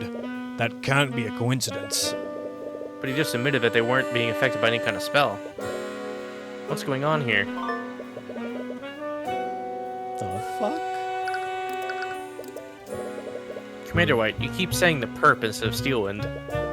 Even though everyone else seems to think that she was responsible for this. Do you also suspect that she's being framed? It just doesn't add up. If she did give herself Mage Blight, her actions wouldn't have been so deliberate. And she's definitely not the type of person to go around murdering people. Even if she was, she's led a lot of the Inquisition's investigations recently. She's investigated plenty of homicides with us, and she knows exactly how we do things. Whoever did this got the job done, but they were sloppy about it. A bunch of witnesses saw her, and she didn't even try to hide herself using her magic. So either she had Mage Blight, which doesn't match with her behavior, or she did this intentionally and wanted to get caught. Neither scenario makes any damn sense. I mean, Commander White, there's one situation you haven't thought about yet. Mind control? Don't you remember the mind control murders? Oh, fuck. I forgot about the mind control murders. I forgot she was investigating those as well. Yeah. Someone has to be framing her. It's the only reasonable explanation. Honestly, I'm not so sure about that either. What do you mean? You saw her when we arrested her, didn't you? She wanted us to lock her up. It's like she thought she was a danger to herself and others. Right. That's the same impression I got as well. If it weren't for the witness's statements, I'd be sure she gave herself Mage Blight. The strangest thing is that I've never seen her that scared before. Something really rattled her about what happened. Did you follow up on what I said about Beatrice? I know she was in the room when Pierce and I fell unconscious. She has to be involved in this somehow. Well, she's already in prison, so we're already ahead on that account. But when we asked her what happened, she said that she couldn't remember anything. That's such an obvious lie. She has to be hiding something. Normally, I'd agree with you, but she's not the only one with missing memories. Steelwind also can't remember anything. What? Huh. Looks like you have to speak with her about that. Anyways, what about Eris and that knight who was guarding her? Did they see anything? Sorry, kid, but Eris Ilmater has been missing since everything went down. That's not suspicious, huh? That's not suspicious at all. What? Do you have any idea what happened to her? No, but I wouldn't be too worried. What? A witness of a crime is missing and possibly hurt. Look, kid, you may be a hotshot attorney, but I've been in this business a lot longer than you have. Sometimes when these things happen to civilians, they get spooked and run away. I've seen it a million times. I feel like he's not making a big deal of this as he should be. But he might have a point. Eris is the daughter of a crime lord, after all. She might have gone into hiding to avoid having to speak with law enforcement. We don't have the resources to look for her, but I'm sure she'll turn up eventually. Oh, I suppose we can't do anything about that now. But I still hope she's okay. I don't. Golly. Anyways, what about the knight guarding Beatrice? Surely he didn't go missing as well. That's the thing. The knight who was supposed to be watching her is one of the people who went comatose. We found him in front of the prayer room, too. Damn it, what happened to him? To make matters worse, that Frigga chick knows how to cast invisibility. So even if she was telling the truth, very few people would have actually seen her. But the guard was in front of the prayer room. She must have brought him there somehow. Okay. Oh yeah, what happened to Marinath? Anyways, would you happen to have a recent version of her spell compendium? Sure, we already have it on record. Okay. Familiar bond. Oh, sleep, she memory, has animate, necromancy force, spells. necrotic blight, shatter invisibility, feign death, and illusory disguise. Feign death. I need to know what that is now. Yeah. I guess we're I'm going through all sure the spells. it'll show up. Yeah. And wounds. Okay. We've already seen that. Yeah, that makes sense to me. I think we've already seen this one. Yeah, that was in the third case. Yeah. Animate corpse. 8 hours. Yeah. I feel like we've seen that one. Oh, It but its just intelligence is wasn't- limited anyway. Okay, no, Yeah. never mind. All right. Necrotic Blight. We've Instant seen that death. one. Shatter. That's new. Channels Oh. the caster's magic into any physical object they are touching with their hands. If enough, the object may shatter or break. Yeah, that's probably the thing that broke the glass in the last case.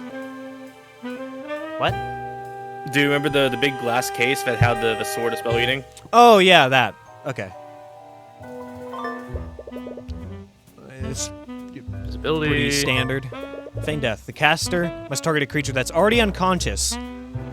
While they concentrate on this spell, the target will appear to be dead.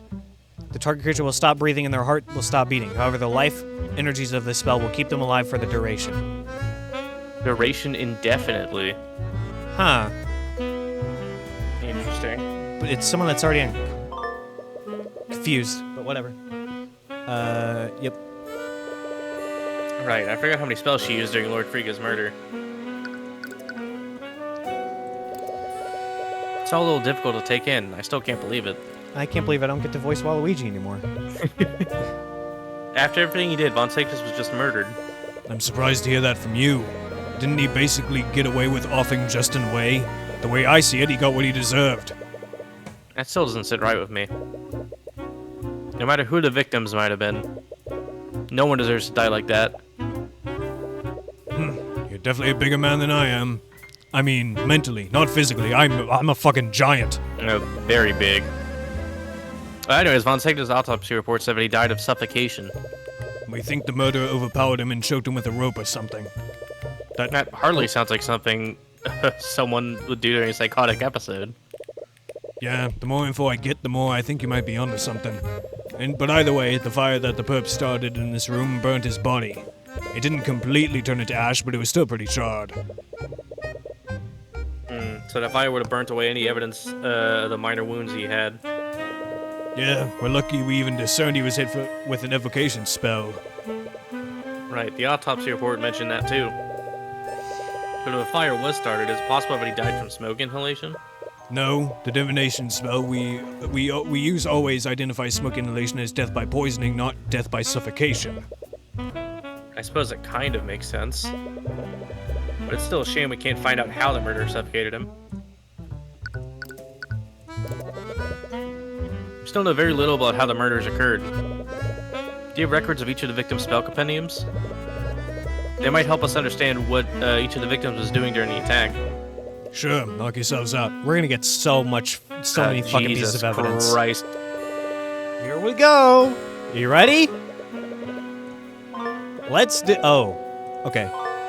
Oh, yep. We're Yep. just gonna get them one after another. All right. Jesus. Conjure light. Conjure water. Water. Frostwave. Frostwave. Force Force cage. Creates a magical 10 foot by 10 foot by 10 foot cube around a target within 30 feet of them. They're impenetrable and can't be destroyed by anything. If there is more than one creature in the target space, they will be pushed away from the center of the cube. Okay. Mage Blade. Mage Yeah. Blade, yep. Slow fall. Slow fall. Counteracts the force of gravity affecting them, causing them to fall significantly slower when airborne for the duration. So, I'm assuming that Sybil probably used that when she was falling.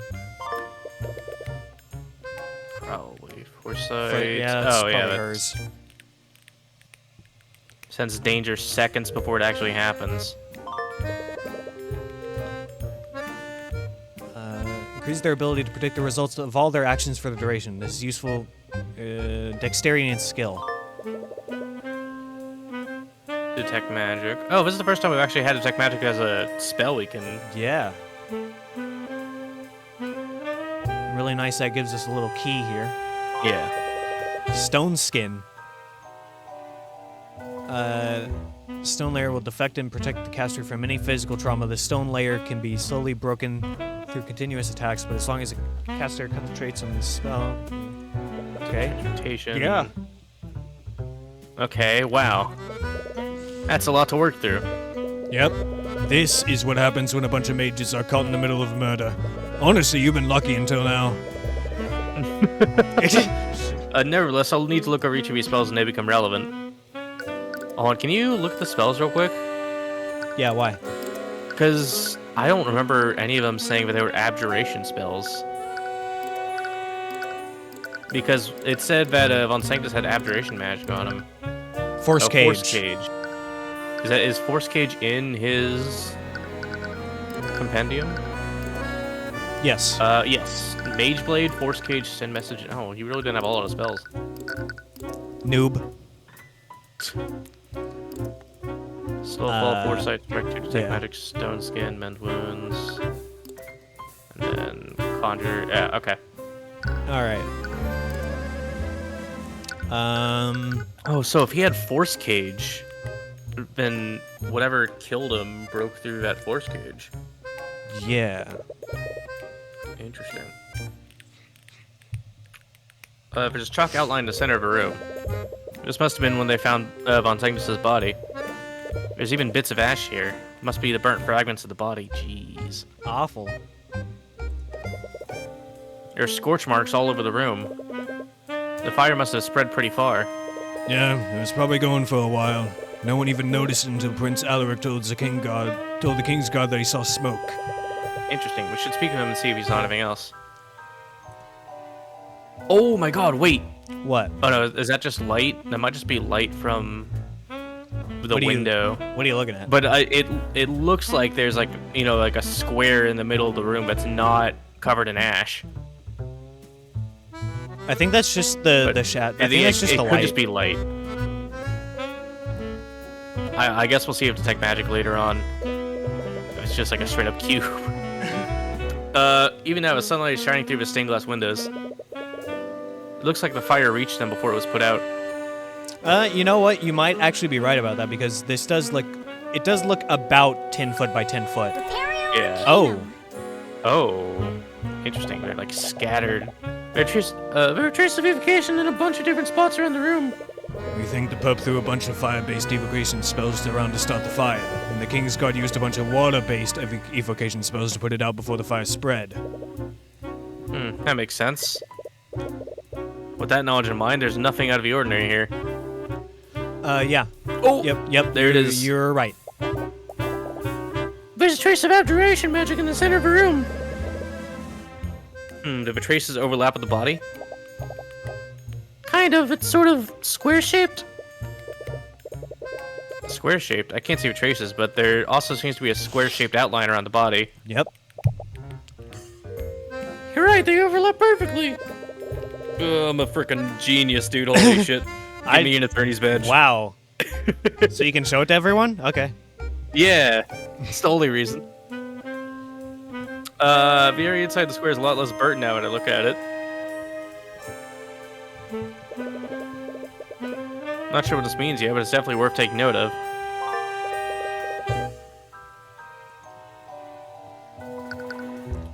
Is that it? Oh.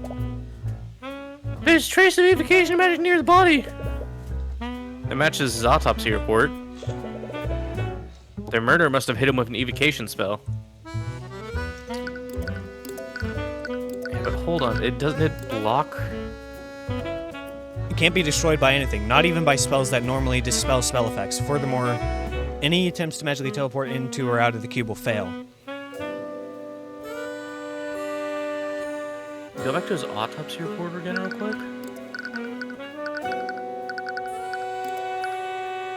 2-5, suffocation. Small trace of burn mark found on the victim's left shoulder. So how do he... I mean... But it pushes out everyone else that's also in the cube. Yeah, that's what I was thinking. Maybe Maranoth got into the cube and pushed Von Sanctus out of it. But if Maranoth went into the cube, Maranoth would have been pushed out, not Von Sanctus. So Yeah. Interesting. You think you found everything you can relating to Von Sanctus's murder? Perhaps you should move somewhere else. I want to know what's going on with Sybil. Yeah. Oh. You arrive at the west-facing balcony of the cathedral. Supposedly, this is where the murderer threw Sybil's body into the lake. That kind of sounds like Eris, but I'm scared. Oh, hello. Well, Eris is missing. Oh, it's probably high, Oh, this is the high speaker. yeah. Why does it look like he was, like, made by a different artist? That's literally what I was thinking. He looks really well detailed. He isn't like anime. He isn't like an anime style. It's, like, super shaded. It's like too detailed around his face. Yeah. As you inspect the area, you catch the attention of an old man nearby. From his garb, he appears to be someone who works at the cathedral. I Yeah, there you go. don't believe we've met before. What are you doing here? Sorry for the intrusion. I'm Tyrion Cuthbert, and this is my bodyguard, Celeste McCoy. We're investigating the murders on behalf of Prosecutor Steelwind. Tyrion Cuthbert, I have heard of you.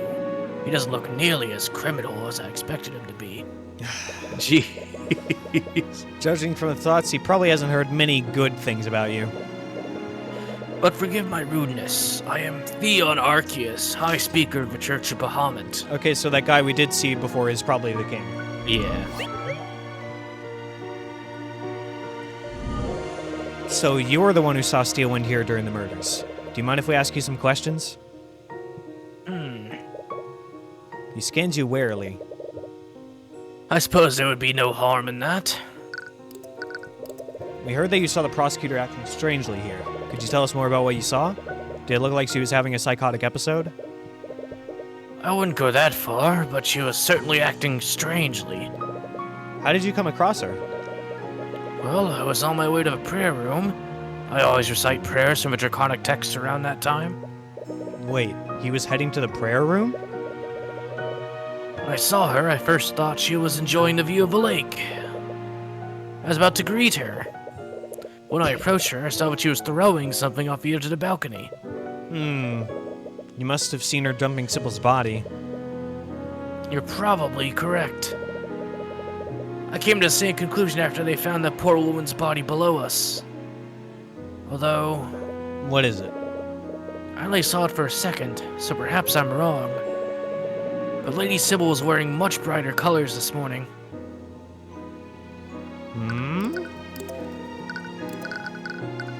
Ah, damn, we don't have a full body of Sybil, so I don't know what she was wearing. I mean, I think it was like a white garb with like Yes. black and red. I mean, there is the possibility that she could I thi- have well, been I think burnt, it's but 'cause- her autopsy didn't say anything. Hold on. My guess is that- Evocation. Oh, no, evocation. There it is. well, Okay. I think the transmutation was the stone skin. Because I think she tried to cast stone skin on herself to protect her from the danger. Let's see if she has that. Yeah, she does. Okay. Yeah. Whatever Lady Steelwind threw into the lake, it looked much darker. What does that mean? I'm sorry, I can't really explain it. Perhaps I was just seeing things. My eyes aren't as good as they used to be, after all. It could have just been a trick of the light. Okay. Wait, if you saw Arya dumping Lady Sybil's body, she must have just murdered her. That means you must have been heading to where we were at the time. Oh, were you praying with the arrow of Lord Pierce? Not exactly, but how did you know that Lord Pierce was there? What? That's not what the guards told me. The guards? Do you mean the ones standing watch outside the prayer room? Yes, they told me that Pierce was praying with some acquaintances of his. They said the same thing to Lady Steelwind as well. Wait, Steelwind was there too? Yes, she appeared to be waiting for something. But anyways, I didn't want to disturb them, so I went back to my quarters to pray there. The High Speaker didn't see her fighting Celeste. She must have started her attack after he left, but why would she bother waiting? Either way, we can't exactly question those guards. Oh my god. Yeah, they're still comatose after the attack.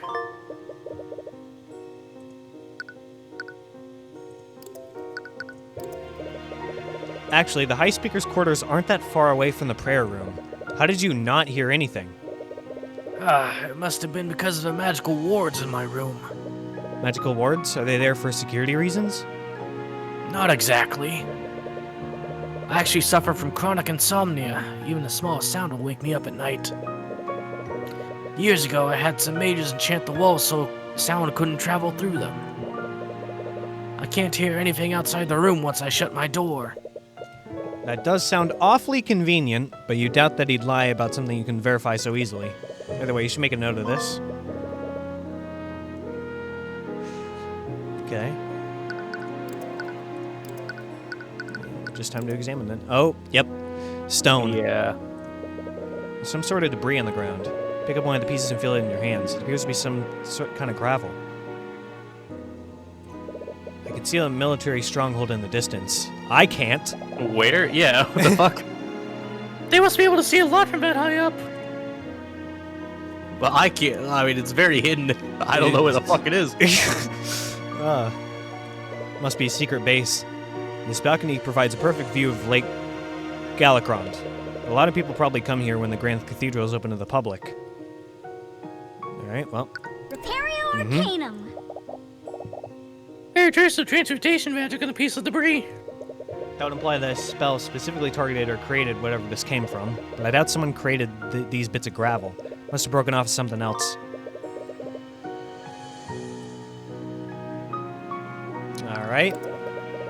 Yep. Okay. Understood. Yeah, is there anyone else in the... Oh, I can just go back to the garden.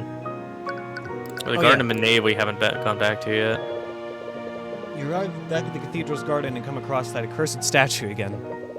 It's staring into my soul. And stop looking at it! As you move your attention away from the grotesque sculpture, you spot the Crown Prince. He's sitting on a bench guarded by some knights from the King's Guard. His brow is furrowed and he seems to be deep in thought. Oh, Mr. Cuthbert, and Miss McCoy too. What are you still doing here? We're trying to investigate what happened. We were looking around when we just happened to find you here. I see. Are you okay? Yes, I was just thinking how unfortunate this ordeal has been. I do hope Miss Steelwind is taking this well. Right, she is his fiancée after all. He must be extremely worried about her. We're trying to find out exactly what happened. Do you mind if we ask you some questions? I see. Well, I'll do whatever I can to help. You said that you two were investigating the murders. You weren't planning to defend Miss Steelwind, were you? If she would have me. She may be a competent prosecutor, but I have far more experience defending clients. Unfortunately, I think the situation is more complicated than that. What do you mean? Several house leaders died today. We can't release this information to the public. Not after the news of William Frigga's death has already spread. In the course of 2 months, we've lost not one, but 3 members of the Pillar families. But the trial has to happen soon, or else the magical traces left will disappear. What I've heard, we will be holding a trial. A closed trial. Probably. I am very familiar with this concept. It's happened quite a few times in the Ace Attorney series. But it'll be handled privately and internally. Mm-hmm. And I'm sorry to say that, but you won't be permitted to serve in such a trial. Ah, right. The majority of the nobility hates me after all. You wouldn't be able to pull some strings, would you, Aster? I'm sorry. I'd like nothing more than to give you the opportunity to represent her. But I clearly have a personal attachment to this case. If I try to tip the trial in her favor, it would only harm her chances more. Right, I see what you mean. But even if we can't help her during the trial, we can still investigate the crimes on her behalf. Yes, I would really appreciate that. If new evidence is found, perhaps we can exonerate Miss Steelwind of the charges against her. Oh, you know, is Timora gonna somehow pull some strings and get us to be the defendant? Is that how we're gonna bring her back into this? Defense? I'm possibly, yeah. I'm just thinking. Was it really Steelwind who did this? I think so. I know that the theory that's going through my head right now is that she was mind controlled, but I don't know. There's something in the back of my mind that says like it's still not like it wasn't actually her. I don't know. I think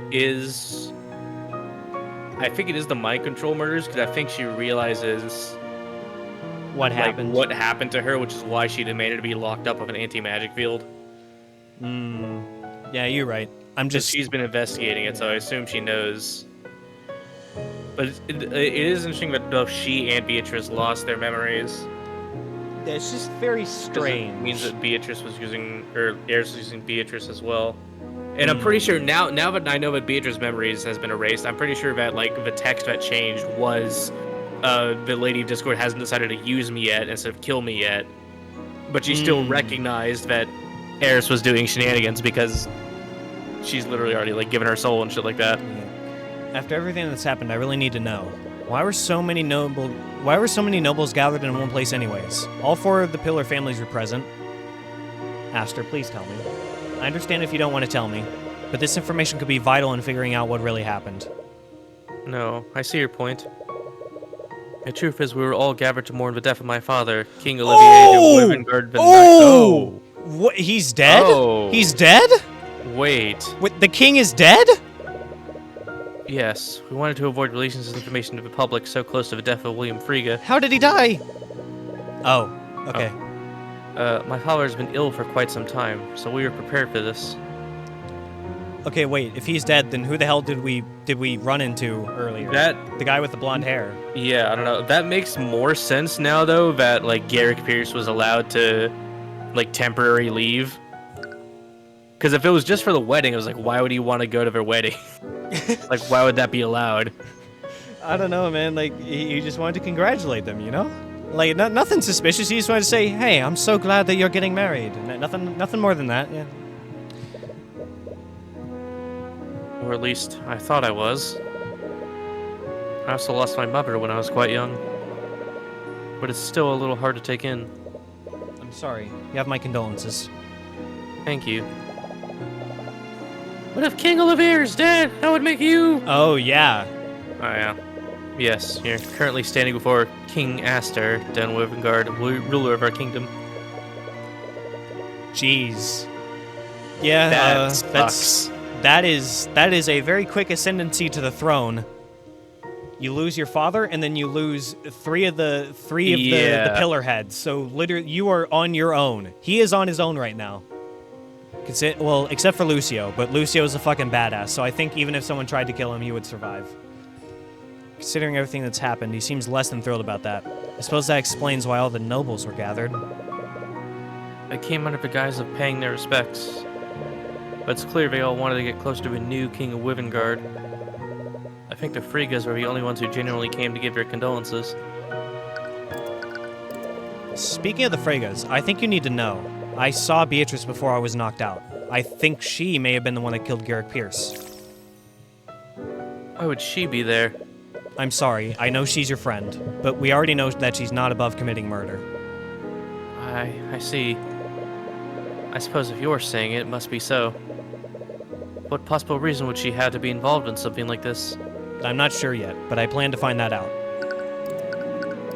By the way, where were you during the murders? I remember you left us Steelwind when Celeste and I arrived at the cathedral. Yes. Steelwind and I left to speak with the High Speaker Arceus in his quarters. What was your meeting about? It was actually about our wedding. With my father's death, Lord Steelwind wanted to finally make our union official. Oh. I would congratulate you two, but considering the circumstances...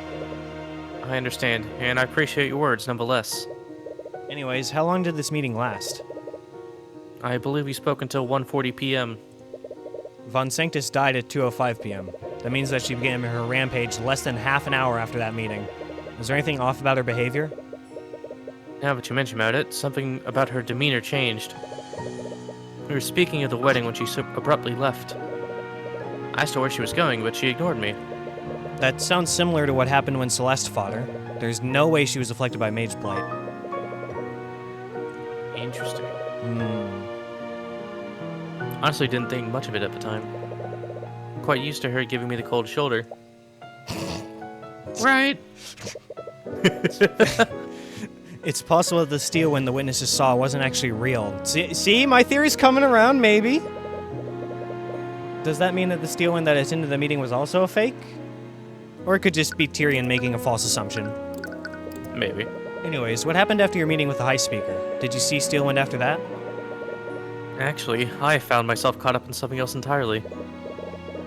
At 2 p.m., I went to pay my respects at my father's coffin. But apparently someone had set a magical trap there. What? Hmm? It was a glyph of contingency.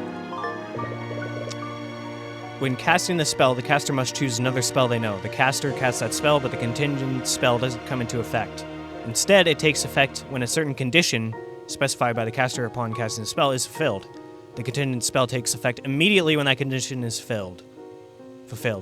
Was someone trying to kill Aster as well? Maybe? I'm not sure. Interesting. I have heard of that spell. It's like a trap you can set, and you can infuse any spell into it. But it requires a second contingent spell to place that trap. Which spell was it? It was a force cage targeting me. Was the murderer trying to attack Aster too? I don't think so. They would have used a more lethal spell if they wanted to.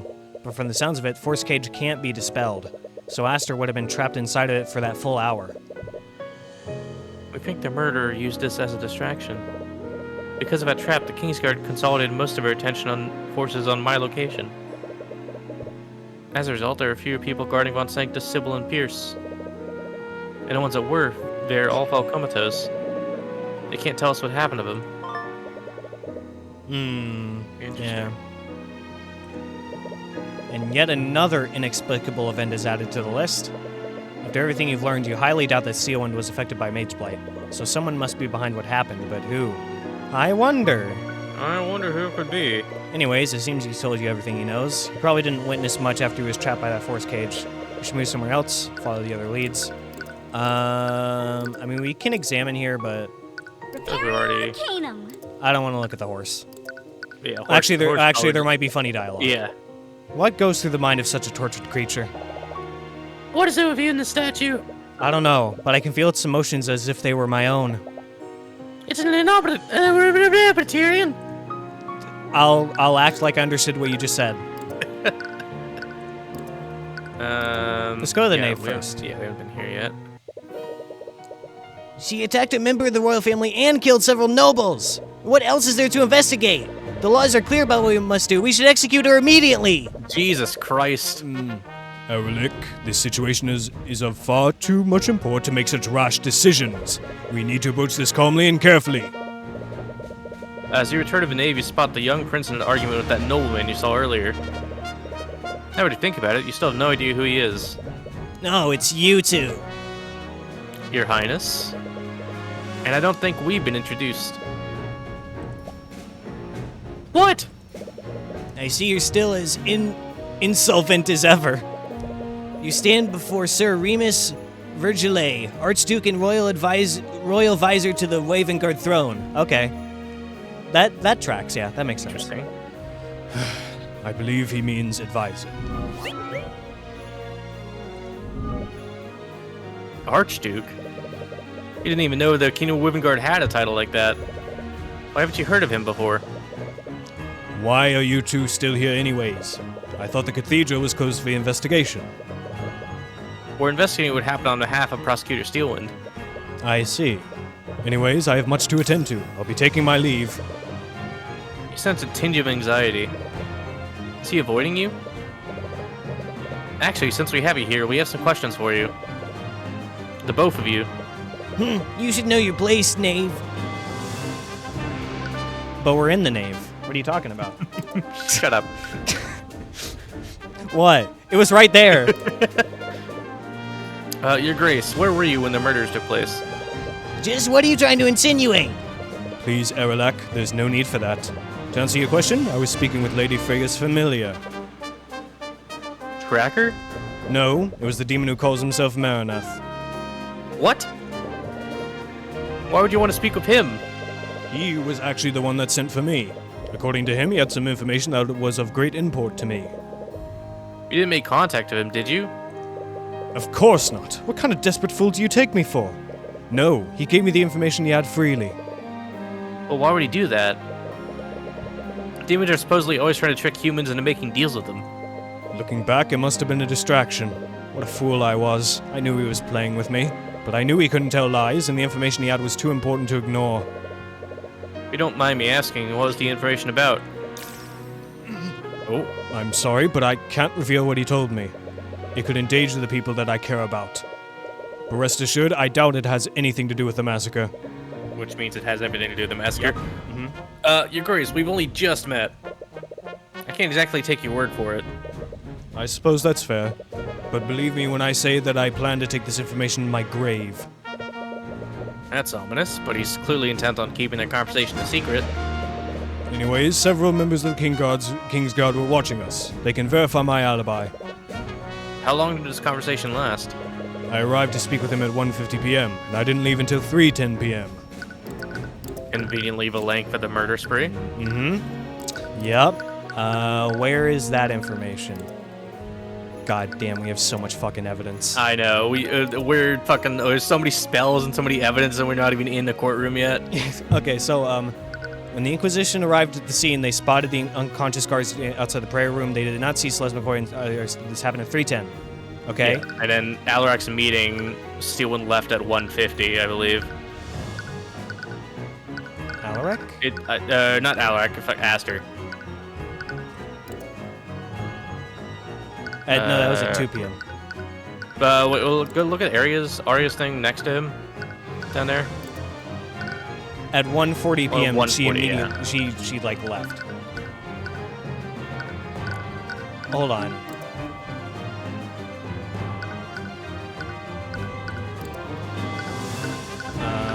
What am I looking for?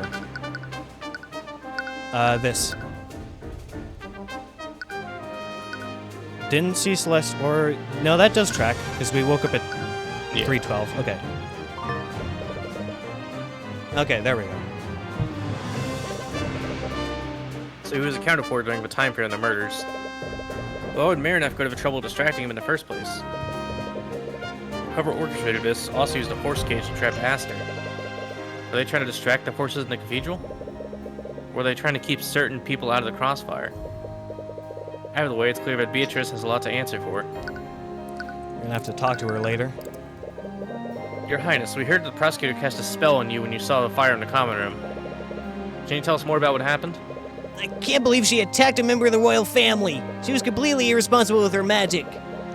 I understand your feelings about this, but we can't say for certain she inflicted mage blade on herself. We don't even know if it was actually her. I saw her with my own eyes. Plenty of other people did too. Either way, where did this happen? It was on the path outside the common room. I saw smoke coming from the building, and I saw Steelwind walking away from it.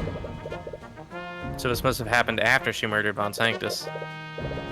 I have a feeling I already know the answer, but was she behaving erratically? No, she very deliberately cast a spell on me.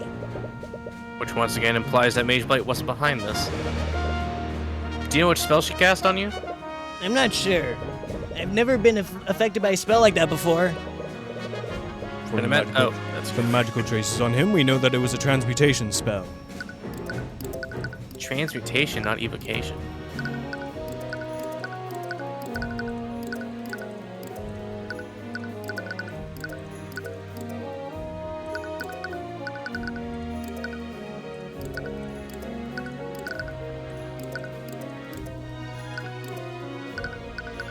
Did I miss one?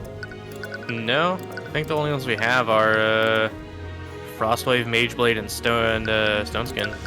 Oh, well, that's extremely odd because we have Steelwind's spell compendium with us. Like, we got that earlier. So Yeah. if there's something that, like, okay, well, then it can't have been her. It literally could not have been her. 'Cause yeah, we have her spell compendium. So if there was a spell that would have done that, we would have seen it by now. True, yeah. Transmutation spells manipulate and change physical matter. It's scary to think about what might do to a human body. Are you sure this is okay? Lord Asopius inspected him, and he doesn't appear to have any lasting injuries. We're hoping the spell's effects were only temporary. Can you describe what you felt when you were affected by it? That might help us identify which spell it was. Well, I was extremely dazed. My ears were ringing. My vision was also partially blurred. It was as if my mind was in some sort of fog. Whenever I tried to speak, I couldn't even form words with my mouth. I could only make grunting sounds. I couldn't walk either, so I had to crawl on the floor. I'm sorry you had to go through that. That must have been traumatic. But what kind of transmutation spell would do that to him? It had to be something that affected his senses. I don't think we have a spell like that. I'm gonna look through it one more time, just in case I missed something.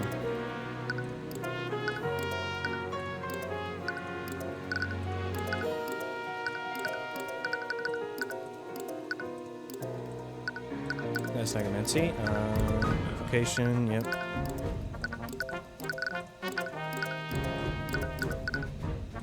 Yeah, whatever it is, we don't have it. Weird. You already told us that she wasn't acting erratically. Was there anything off about her demeanor? I only saw her for a moment, but she was definitely different than usual. She was completely emotionless. Yeah, that's exactly what she was like when I followed her too. It's like she was an arcane construct. Her movements were almost robotic. Acknowledged! What the fucking constructs again? Wait, are there any arcane constructs on the cathedral grounds? No, not for lack of trying on Lord Von Sanctus's part.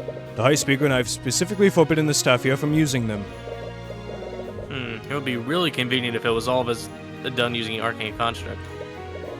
Although you're a little tired of seeing them in your cases. I was about to make that comment because, like, I think one of the reasons I didn't really like Case 3 is because the construct was used again in the murder. Yeah. And that was not as unique, considering we already saw it once.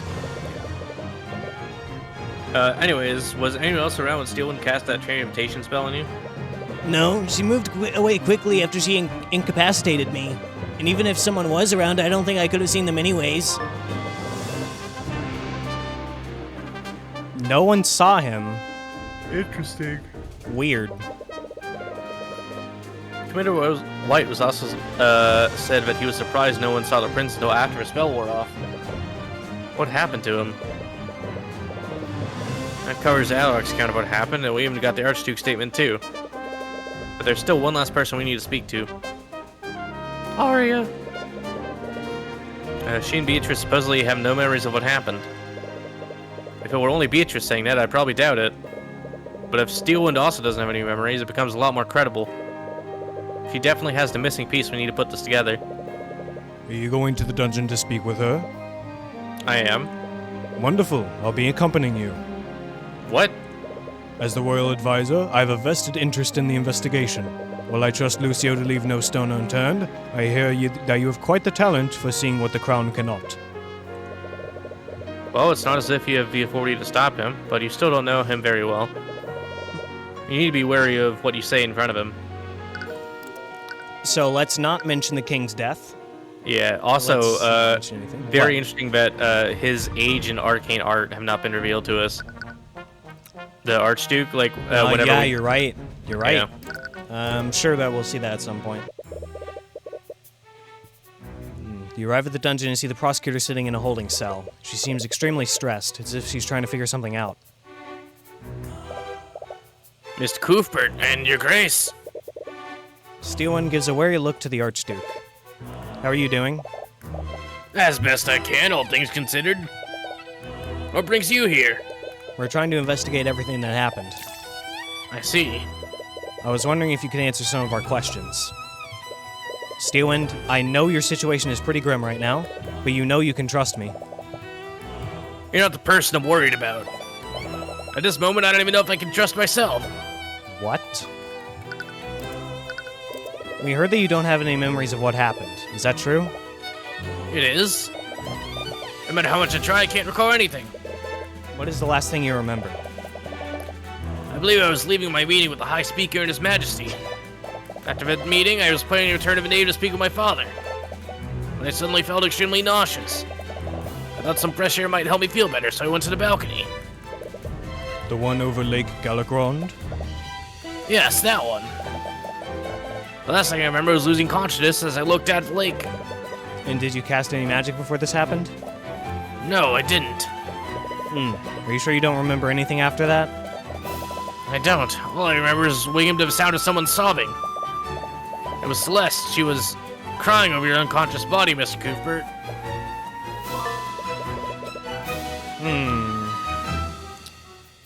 So she remembers leaving the meeting. Yeah. She felt sick, so she went to the balcony. And the timeline on that. So she would have had to gone from the balcony Oh. back to the prayer room. That's a long way to go. She would go to the balcony, then go back to the common room, then Yeah. go to the balcony, then go to the prayer room. That's a Yeah. long way to go. Like, let me think about the timeline of that. Bro, what the fuck is going on in this game? Yes. Okay. So, yeah, this is quite the Jesus Christ, they're throwing everything at the wall. Holy fuck. Yep. Where is the testimony about her leaving the meeting? There, Okay. yeah. At 1:40 p.m., she left the meeting. And then 1:50 is somewhere around here.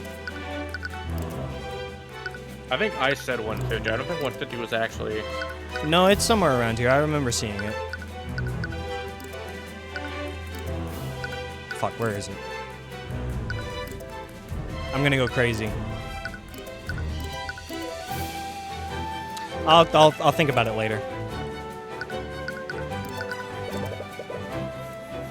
I feel like we've completely ruled out Mage Blight, so I doubt that's why you can't remember anything. Are there any spells that can specifically modify or destroy people's memories?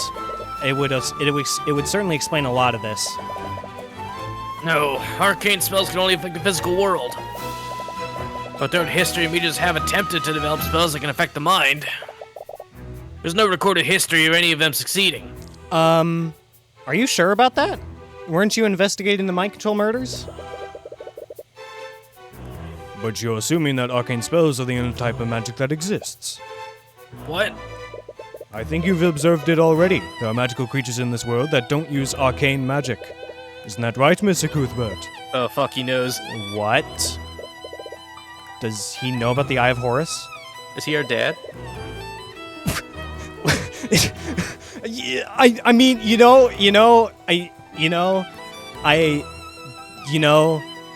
yeah. That is a distinct possibility, actually. That is a possibility, now that I'm thinking about it. we have no idea who the fuck his dad is. I'm not sure what you're trying to imply. Don't take me for a fool. Several of my associates attended Frega's trial, and they all heard what that demon referred to you as. Heavensborn. If I learned that Lumina had anything to do with this... Your Grace, I'm not an agent of the Theocracy. And even if what you're saying is true, I wasn't the one who manipulated Steelwind's memories. But I suppose you raise a good point. If something affected Steelwind's memories, it wasn't necessarily an arcane spell. In fact, it couldn't have been an arcane spell, it was definitely something else. You're probably right. Which proves that I'm responsible for the murders. What?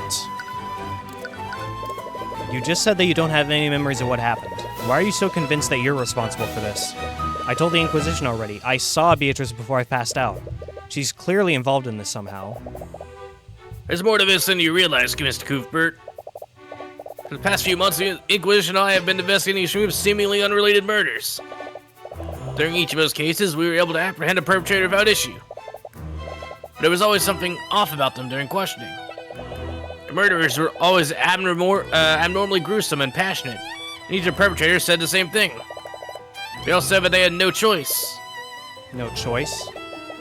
Cases like this have been occurring throughout Wivengard. Very little connects the perpetrators to each other. All except one thing. Each of them acted as if someone had controlled them against their will. They were probably just desperate. Most murderers try to make excuses after they're caught. They could even just be in complete denial. Orm said the same thing, but these cases were far too similar for me to ignore. I wondered if they were telling the truth. Perhaps each of these murders was committed by an unknown party. I didn't have any concrete evidence, but I knew I was getting closer to something. Steelwind, I don't mean to be rude, but this sounds... Completely insane? You don't even have any physical evidence to prove these murders are connected. There's one piece of evidence, but it's hardly concrete. But it does tie each of these cases together. She takes out a small parchment from her pocket and shows it to you. It's a purple symbol. Several of the people arrested had an item with this symbol on it. None of them could remember where it came from or even what it was. They all somehow knew that it was called the Purple Mark.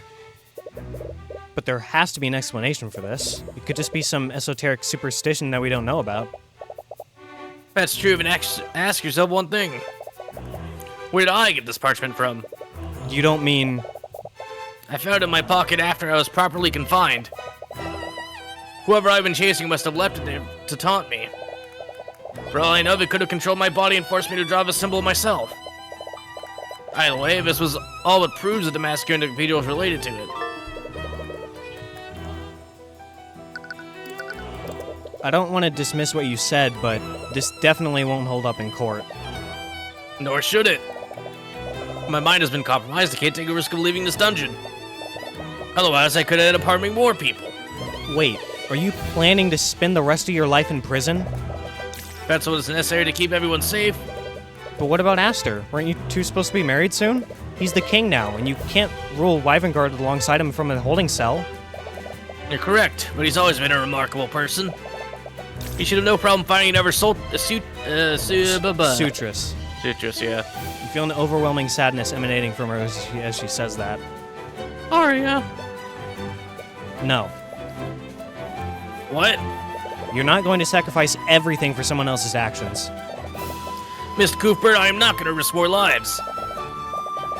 If I were to hurt His Majesty, I would never be able to forgive myself. Please don't ask that of me. Ooh. Well, there's no, like... No psychological Yeah, there's no profile, bar. so. Yeah, so... Steelwind is going to throw everything she cares about for the greater good. Even if she was the one who did all this, she's not the one who was responsible. You can't let her resign herself to a fate like this.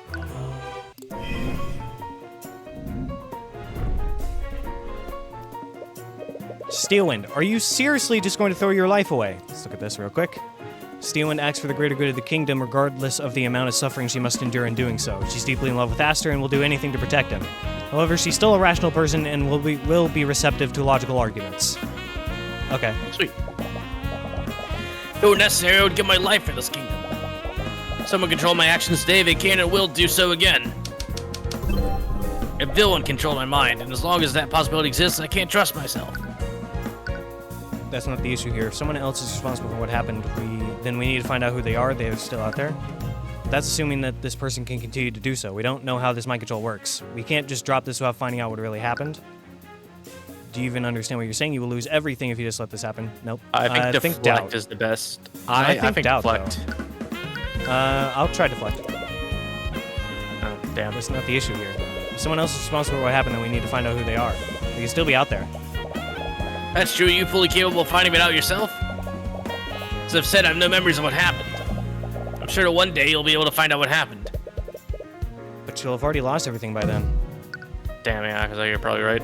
Yeah, it's doubt. That's assuming the person can continue to do it. We don't know how it works, so we gotta figure it out.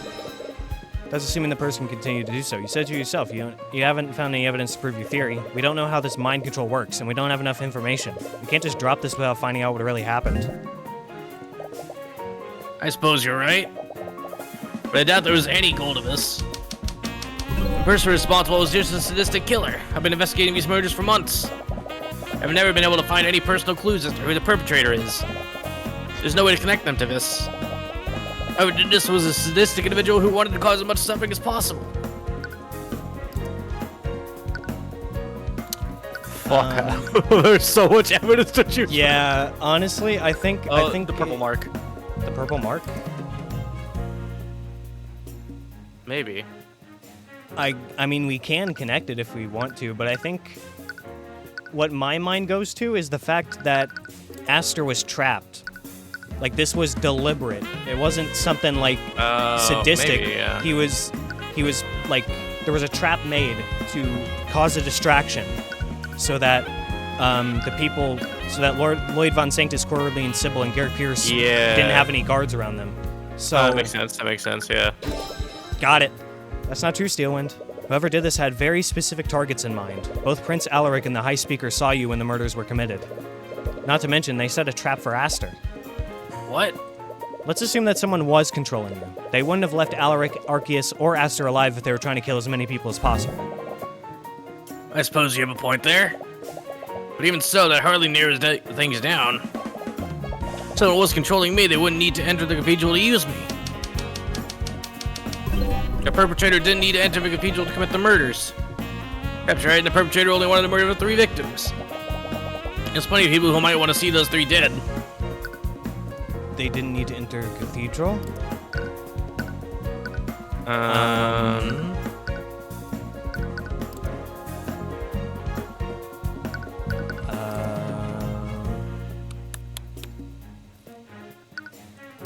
Didn't need to enter the cathedral to commit those murders. Oh, what am I looking for? Hold on.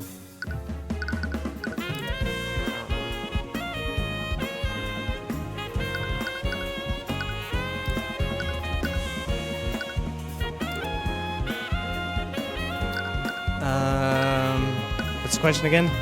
Perpetrator didn't need to enter the cathedral.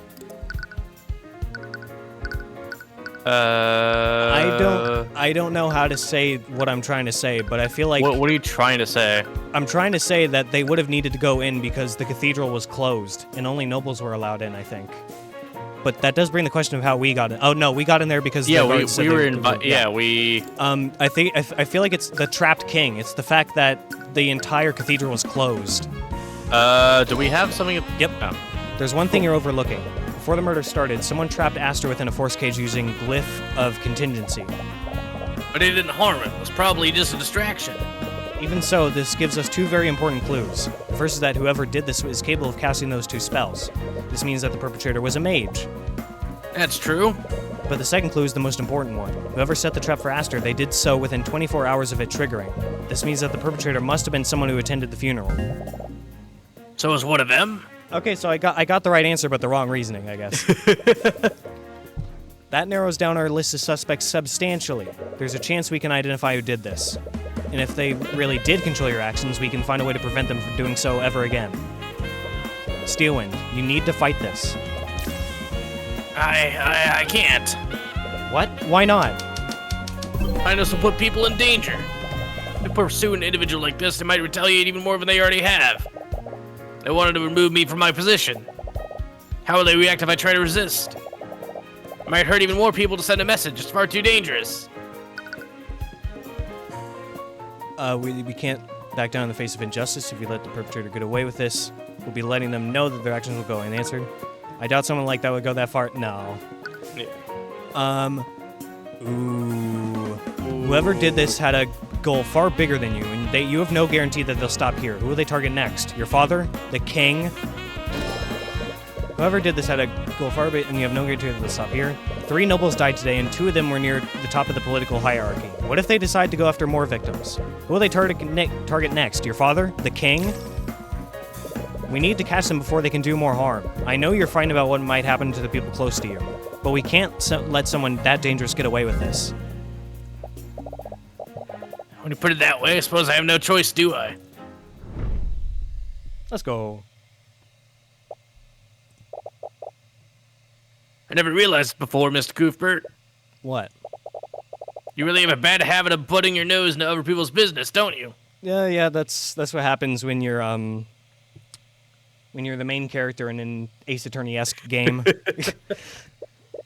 Yeah, I suppose I do. But you're right. We can't let this go. I'll find a way to dispute this somehow. Thank you, Mr. Cuthbert. I think we've known each other long enough. You don't need to be so formal. You successfully argued against Arya Steelwind. Perhaps I misjudged you. I know we agreed to fight this, but What is it? You're the most qualified attorney in the nobility. You'll definitely be able to make a case for yourself. as you probably know, House Sybil controls the legislative and judicial branches of our kingdom. And she's dead now. Well, yeah, but she's probably not the only person in Yeah, House I Sybil. know. I know. Listen, I know, okay, but she's like the head of the house, right? Or is she just like... Was, yeah. Oh, was. Oh, yeah, my bad. She's dead now. They've nominated my father as the prosecutor for my shit. trial. Oh, boy. Oh, This shit. really is Oh, a shit. fifth case of Ace Attorney 1 scenario. Yep. No, literally, yeah. Like, this is our Edgeworth stand-in, and then the Yeah. father, the surrogate father. Okay, well, in this case, it's literally her father, but in the Yeah. Edgeworth case, it's Von Karma, which is... I was wondering how they were going to get Lucio involved as, like, the last pillar of family, and I Yeah. didn't realize they were going to make her the prosecutor. That's gonna be so fucking intimidating. What? No one believes my theory of mind control. Everyone believes that I overspent my magic and gave myself Mage Blight. As a result, they blame House Steelwind for Corlin Sybil's death. Now the only way for him to redeem House Steelwind is to convict me and sentence me to death. Jesus, Holy that shit. is dark. Holy shit. That's awful. God, fuck House Sybil, dude. They've like everything I know about House Sybil, I want to burn it to the ground. You know, maybe these people talking about burning down the nobility from the inside, maybe they were on to something here. Oh, but he's your father. There's no way he would. This isn't the first time something like this has happened. When I was a child, my mother accidentally overused her magic and induced Mage Blight within herself. In a resulting psychotic episode, she massacred an entire village of commoners. Jesus. Fuck. Holy shit, dude. No. House Steelwind almost lost everything after that. To redeem himself, my father personally oversaw my mother's trial and her execute. Jesus. That's... My father values his duty to women guard over everything else. I can see your argument, but I highly doubt that considering the emotions he showed in the last case when you got injured. Nothing matters more to him than that, not even his family. I want to have the confidence in myself, but I don't know if I can face him like this. Mr. Cuthbert, what is your stake in all this? What? Do you like your steak well done, or rare, or... I mean... I had to, man. You hate the nobility, don't you? So why are you so intent on helping Miss Steelwind? Because she's innocent. I know she is. She would never be irresponsible enough to give herself Mage Blight. Mr. Cuthbert. It doesn't matter if she's a noble or commoner. She's being oppressed by the system and she deserves a fair trial. Well said. What? I, Remus Virgile, hereby grant you the privilege to serve as Miss Steelwind's counsel. Wait, really? Shit. That's why he came along. He came to see if we're worthy enough. I will be acting as the judge? Oh, okay. I will be acting as the judge and arbiter of Miss Steelwind's trial. It is within my right to grant such permissions. Thank you. But why would you... Do you think I've made a mistake? No, of course not. I'll serve as Steelwind's attorney. If she will have me. of course. There's no one else I would trust more than this. That smile is really sweet. Is that the first time I've seen her, like, genuinely smile? Yes, this is a new sprite. And please, you've done a lot for me already. You don't have to be so formal. Please call me by my first name. Celeste has already taken to doing that. Well, Celeste is a little bit different. She doesn't... But since you'll be defending me, you'll probably need this. Oh no, we didn't have it. Yeah. Hold creature. Hold creature. Yeah, hold creature is definitely what was used. Fuck, that means my theory about this not being Steelwind is wrong now. That sucks. Evocation. Wait, no, hold creature's evocation, not transmutation. Oh, you're right. Well, is unable to move any part of their body, even subtle movements, as to cast certain... As a result, the target will also be unable to move their mouth to speak, but we know it's a transmutation. Yeah, but it's evocation, it says here. Yeah, So- but like the guy that the Remus clearly said that it was transmutation though. She casts a transmutation spell on it, and it's highlighted in bold, so you know Yeah. it's important. Steelwind Strike. She has her own spell. Oh, Steelwind Strike, it is actually a D&D spell. It is super fucking cool. It's one of my favorite spells in the game. Wait, no, like this is an actual thing. Yeah, so Steelwind Steelwind spell. Strike, Steelwind Strike. it's not like one word, it is Steel-Wind Strike, but basically you choose like 5 different creatures that are like within a certain area, and you just like teleport to them and do an attack on them. And then you like land right next to the last creature you attacked. Nice. Polymorph. Oh, that's transmutation. She used Oh. polymorph when that's why no one was able to find Alaric, is because he was polymorphed. Dude. That's gotta suck. And I mean, I don't think that a 7-year-old kid would be able to tell what even happened to him. Yeah, if every duration seems- of the target's senses and intellect will be changed to match that of the animal they were transformed into. Yeah. That's gotta really fuck with your mind. Aburio. I remember that one. Dispel magic is an abjuration. Dispelling a shaped liquid on an infected liquid will only prevent the caster from further manipulating. It will not unfreeze the liquid or change its shape back to normal. Interesting. Then it's settled. You will hold the trial at my home, the city of Ladon. Ladon? I've never heard of that place. Speak with Lucio. He knows the location well. Before you can ask any more questions, the Archduke leaves us out of the word. He really has a bad habit of just walking away from conversations. I guess we should consider ourselves lucky. Even if it's unorthodox, this situation will let us approach this like any other trial. You had no idea what you were in for when you agreed to this, and what proceeded next would be unlike any trial you've ever been in. But even so, you've persevered as you've always done in the name of justice, regardless of what you'd have to sacrifice to do so. Oh, Holy shit. shit. I want to keep going. Ancient city of Ladon. I'm down for at the very least a courtroom. Special thanks to these YouTube members for their support. MaddieGamer329. If you'd like to become a YouTube member and get benefits such as early access to videos and a shout out, then click the link in the description below.